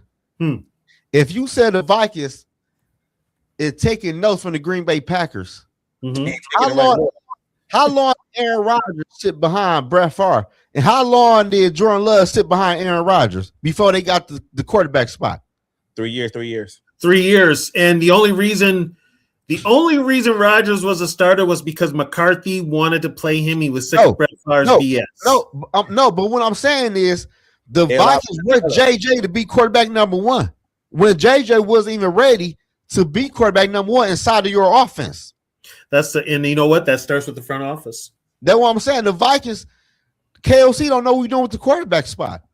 He do good with veteran quarterbacks, yes, but he don't do great with them. You know why he does good with veteran quarterbacks? Because they've seen all those plays. They know how to play quarterback. Because he's got to actually work. Give these guys a playbook and be like, here you go. Yeah, that's it. Yeah, that's it. Exactly. And then he just takes the accolades. Yeah. The Pittsburgh Steelers beating the Lions right now, 15-10. The Lions want to make the playoffs this year. If the Lions lose this game, I think they're out of it. No, they ain't out. We got to But they lose us. They need help in the coffin. They would need help. If they lose us, it's over. They lose us, it's over. Yep. Yeah. But the Lions, though, I ain't gonna lie. The Lions need a real OC, though. That's their problem. Yeah. Well, you know what though? They're coming off of Ben Johnson. And Ben Johnson's the truth. Ben Johnson. Yeah, and Ben. Well, hey, listen.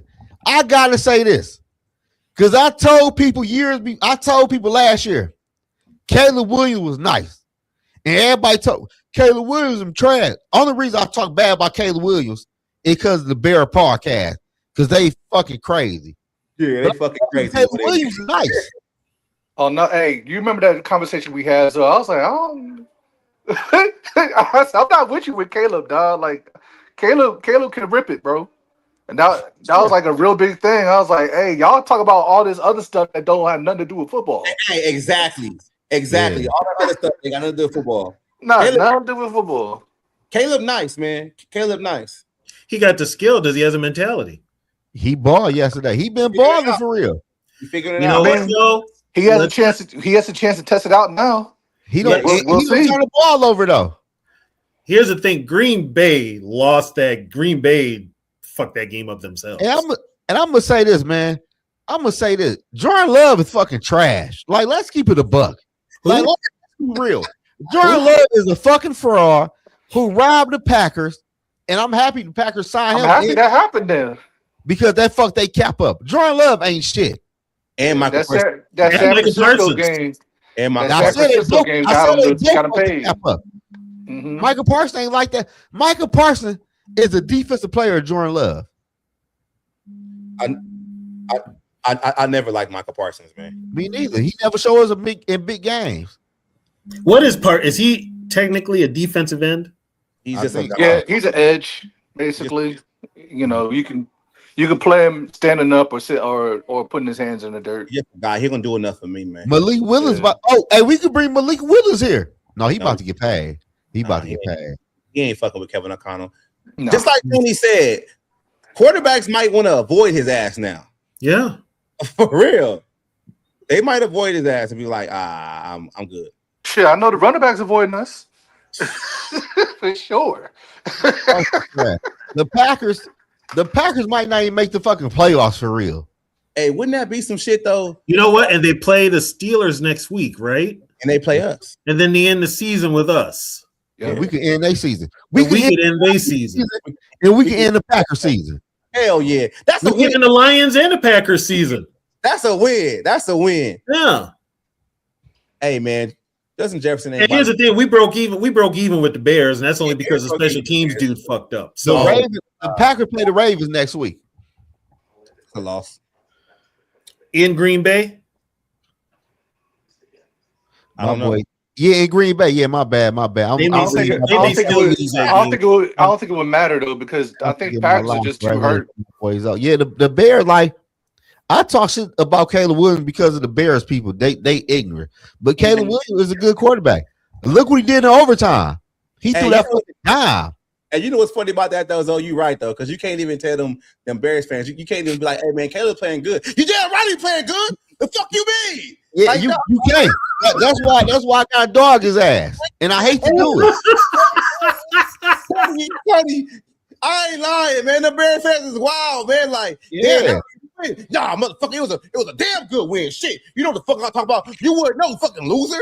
Like, yeah, bro. Like, I'd be like, first of all, motherfucker, pump your brakes. You ain't did shit in 20 years. That's Bears fans, man. I'll be like, damn, I don't even want to say nothing to these motherfuckers. And look, and they ain't won in even longer. Yeah, they just, exactly. Lions fans do that shit too now. They done came down to earth a little bit, but Lions fans was like that last year. You say anything, they all fucking like get the fuck out of here. Here's the thing. It's like the two teams that won the division back, Lions took the division, now the Bears, talking the most shit and ain't did shit in 20 years. The Lions has been about 40 years. 40, come on, man. I'm just saying, I be telling them, like, hey man, I just want to talk football. I just want to keep it real. If your team playing cool and y'all looking good. When they start talking, here's the thing, D Woods, when they start talking all that trash, they don't know football. Hey, for real. It's easy to get us motherfucking talk trash, but we you can talk trash. Here's the deal. I can talk trash with the best of them, but my shit backed up with some facts. Like and half these motherfuckers that be talking shit can't even spell Google. So I ain't worried about it. They ain't gonna try to figure out if I'm right or wrong. So fuck it. This guy said, see, he go Bears fans. This guy said, well, a hell of a lot more than the Bears. Yeah, okay. Yeah, I'm just calling it out, man. We just want to talk football. Sometimes y'all fan bases, man, y'all want to talk shit all the time, though.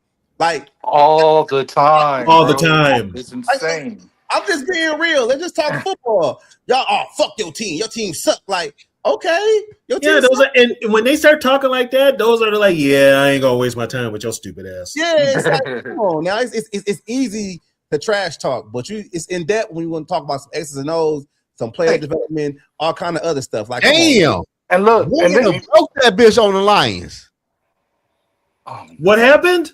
Warner broke a run for a touchdown. I got the red zone on. I ain't seen it yet. Lions in trouble. Oh, I just seen it. Damn, he broke that bitch.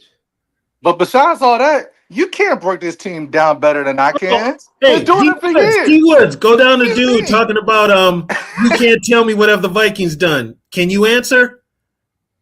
You don't want to get in that debate with me, motherfucker. So they won the division a couple times in 20 years. No, that trash talk. That trash talk. If I know Viking history, you know damn well I know Bears history. For sure. So don't even come at me with some bullshit like that. I'll embarrass your ass. See, I told y'all Chicago Bears fans, y'all be talking crazy until you bring somebody that know X's and O's. First of all, like I tell people, I'm a Viking fan, diehard. But guess what? I'm a fan of the sport of football. Played it, coached it, watched it. So, And you can't tear down our own team like we can. We've been doing it for years.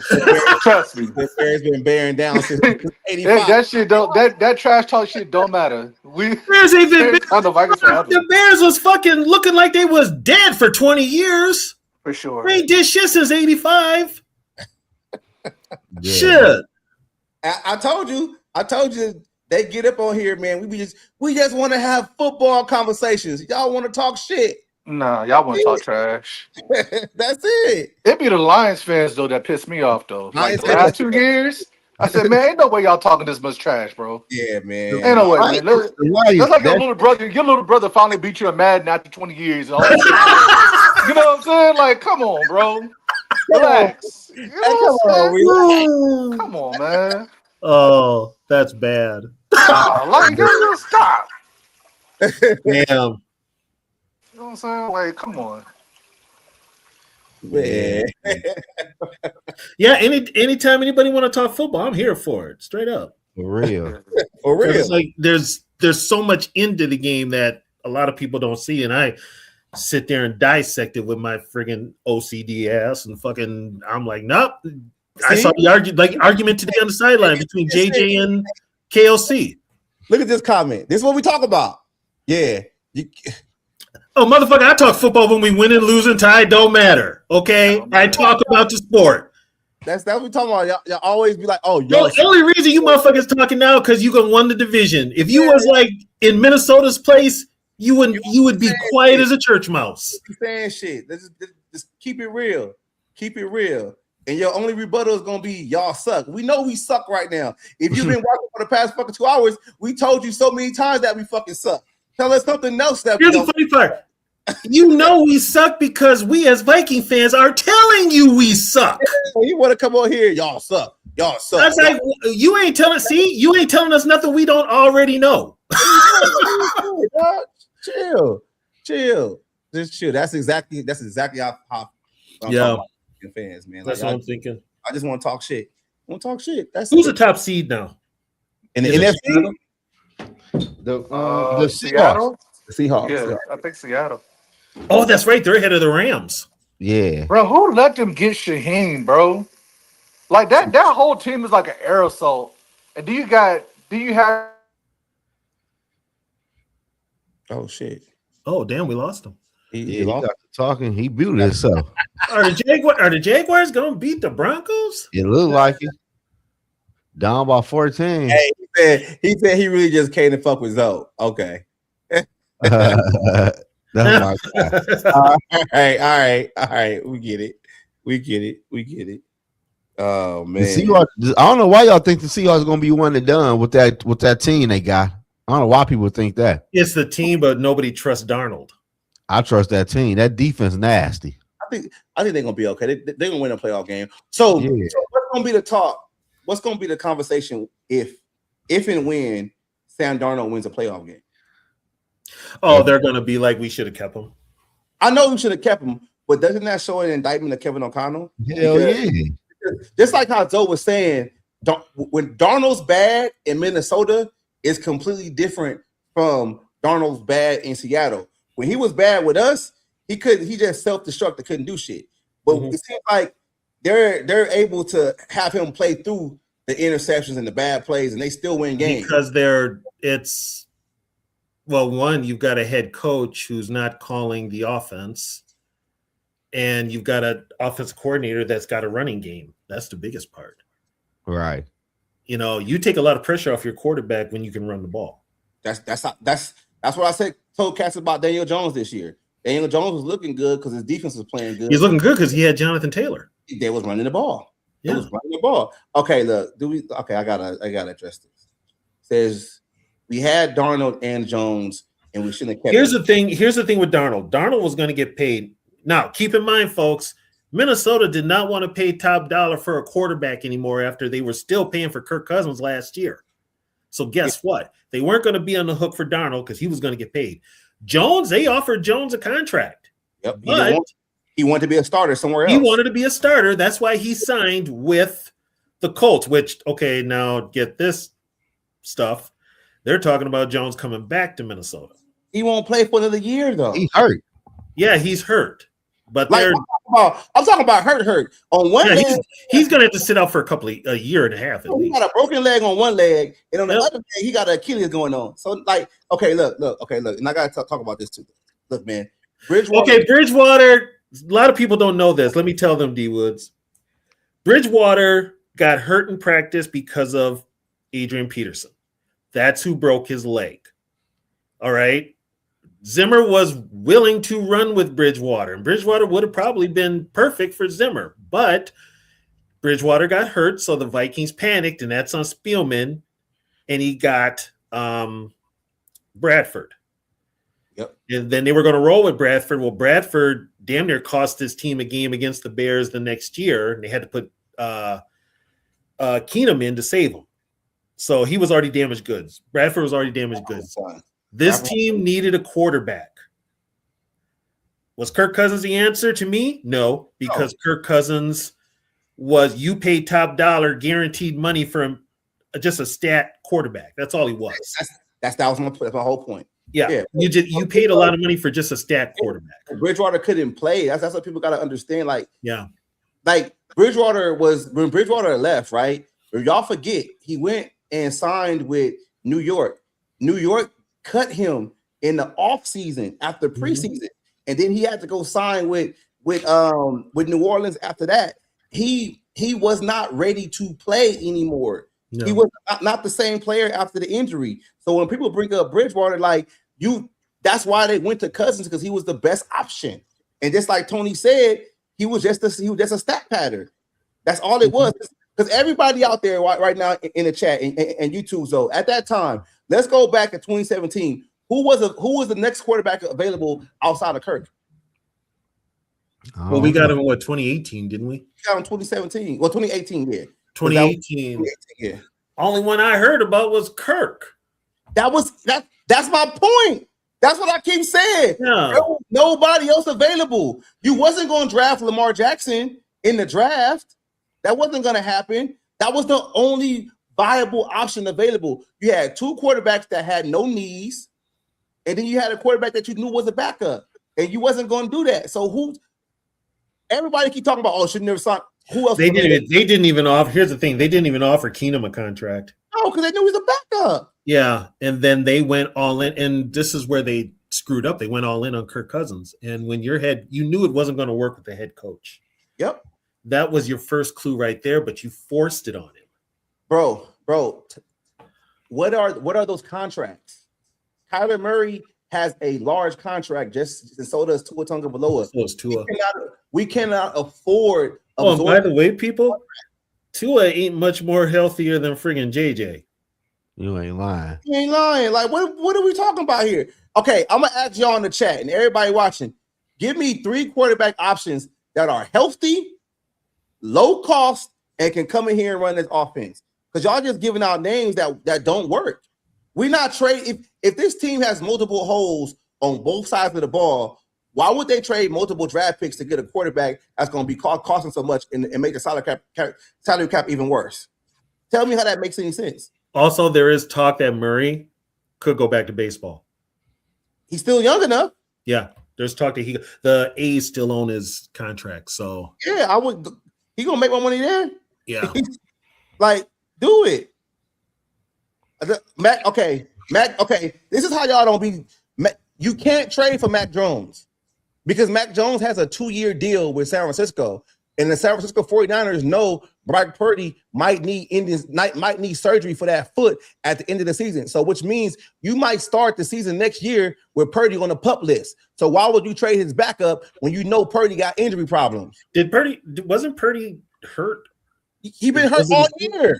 It's his foot, right? Or is it the foot? That's because of the foot. So why would you trade Mac Jones when you know Purdy got foot issues? Yeah, exactly.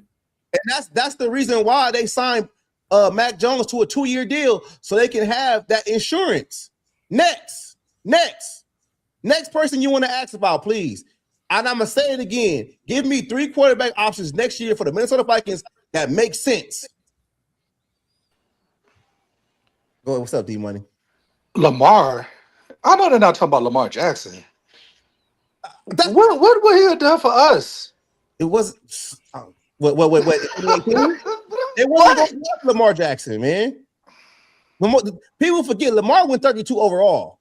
Nobody wanted him in the first round besides the Ravens. And you know why? Because they wanted to convert him to another position. They thought he couldn't play quarterback. But now, did they still have Flacco? Yeah. Yeah. Yeah, still have Flacco. He said he did think that he could throw. It's just, As they flowers how he feels. okay, look. I'm gonna burn it. Justin Fields. So you telling me that you think the Vikings should go ahead and get Justin Fields when Justin Fields can't throw down the field? Justin Fields has not developed. He's been in the league almost 5 years, and he ain't developed to a starting top caliber quarterback in this league at all. You know what? I'm gonna put this out there. If you're gonna do that, you might as well just go get Trey Lance. You might as well. You might as well. If you want Justin Fields, you might as well just sign Trey Lance. Or hey, look, even better. Let's go get AR. Let's go get him too. You can't get Aaron Jones. I mean, you can't get Aaron Rodgers. Me and Zoe talking about it yesterday. No, I'm not talking about AR. I'm talking about Richardson. Nah. You can't. Don't say that. Guess what? You said Trey Lance. KOC loves him.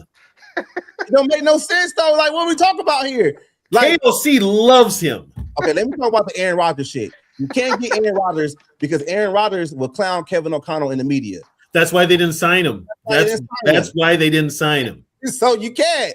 Like, now you're talking about the show. So wait a minute. Whoa. D Wood, now that you say that, if I'm GM, I'm signing Aaron Rodgers because I'm gonna let him clown. I'm popcorn ready. Hey, yep. Hey, as soon as Kevin O'Connell put that dumb play in there, we running the ball. And he give Aaron Rodgers that look on the sideline, he gonna be like, what are you talking about? He gonna go on the Pat McAfee show and tell everybody what happened. I'll be in to see it. So I'm gonna ask the question again. Give me some quarterback options that make sense. I mean, you sure we're not a quarterback rehab? Because that's what everybody thinks we are. Nah, no. We used to be that. Now we're the quarterback infirmary. Yeah, for real. Yeah, they're giving us credit for Daniel Jones. I was like, yeah, man, Daniel Jones. You know what I'm saying? Was over there now. Look at him with the Colts before he got hurt. Alshon Jennings just scored for the Raiders again. The Lions just scored too. Oh my God! I might win my fantasy league now. Oh shit! My fantasy league was doomed on Thursday. Thanks to that's what I'm fighting against. The motherfucker Puka and Stafford. The shit told me not like I got a 1% chance, but his other player is sticking it up right now. I need something from Jameson Williams right now. I'm down 190, 125, so I still got a chance. Jameson Williams just scored a touchdown. No, he didn't. Yeah. Was that Jameson Williams? No, that was Raymond. Oh, that's Khalif Raymond. That's what I get. Unfortunately, the person I'm playing, somebody traded him Bijan Robinson when he already had Gibbs. So yeah, there's that. Bijan's actually going off today. Damn, I get a big game from Genty and it don't even matter because I'm down too much. Damn. Yeah, Bijan's having a pretty good game today. Yeah. Then I put Jordan Mason crazy on my team. He didn't do shit. Okay. I'm down 30 points. All right, so it looks like the Jaguars gonna beat the Broncos. I got another question for y'all too. Okay. If we're high enough, say just per quote, just go with me. If we're high enough to get Mendoza and he's there, do you think that Mendoza is a better prospect than what we already have? It's not about what is the big deal with Mendoza? It's not the prospect. It's about he's 6'5", and then some other stuff with him. No, go ahead. No. Okay, I look at it like this though. I believe when you go back to the draft with McCarthy, anybody that the Vikings would have drafted, it would have all looked the same because as we can see now, they would have had KLC running the show. Yeah, Kevin O'Connell can't develop any talent. So if you go out there and you get another quarterback and you waste a first round pick on another quarterback, now you got 2 first round quarterbacks on the same team that can't develop. Yeah, it makes him look worse. Yeah, and here's the funny part. Everybody says that he wanted Drake May last year, but guess what? You know why Drake May is so good this year? He's got a real head coach in Mike Vrabel. Yeah. He's got a real offensive coordinator in Josh McDaniels. That makes a difference. Yep, that makes a big difference. So all the quarterbacks that have had success have a real offensive coordinator, including Jaden. He had Cliff Kingsbury, who I think is going to get that head coaching gig. You think they're going to fire him? I think they're going to fire Quinn. Yeah, I think they're going to fire Quinn and hire Kingsbury. Yeah, going top 5. Yeah, I know that. But we're not looking. He's going top 5. He's going top 5. We're not looking at a quarterback this year, though. We're not. I'm just saying, just hypothetically. I want Caleb Downs. That's me. You know what I'm saying? Man, give me the I want an attitude. I want attitude on defense. I think that we've been missing that for a little while. We need attitude on the whole team. That too. And that starts with the head. I have never seen a Viking team this soft. Have you guys seen I've never seen the offense this soft. Like this guy said, I never have either. This guy said Milton. You trade for Milton. Didn't Milton cough the ball up today? A scramble. Come on. I'm like, really, dude? Come on, man. No. Drake May had a cupcake ass schedule. Man, I need something from Trey McBride, man. What y'all doing over there with the Cardinals, man? Y'all can't do shit, man. Yeah, Cardinals losing. I need something from Wilson. Wilson ain't doing shit. And I know I lost because I just can't, man. Puka and Matthew Stafford together got over 100 points in one day. So yeah, I've been battling in that.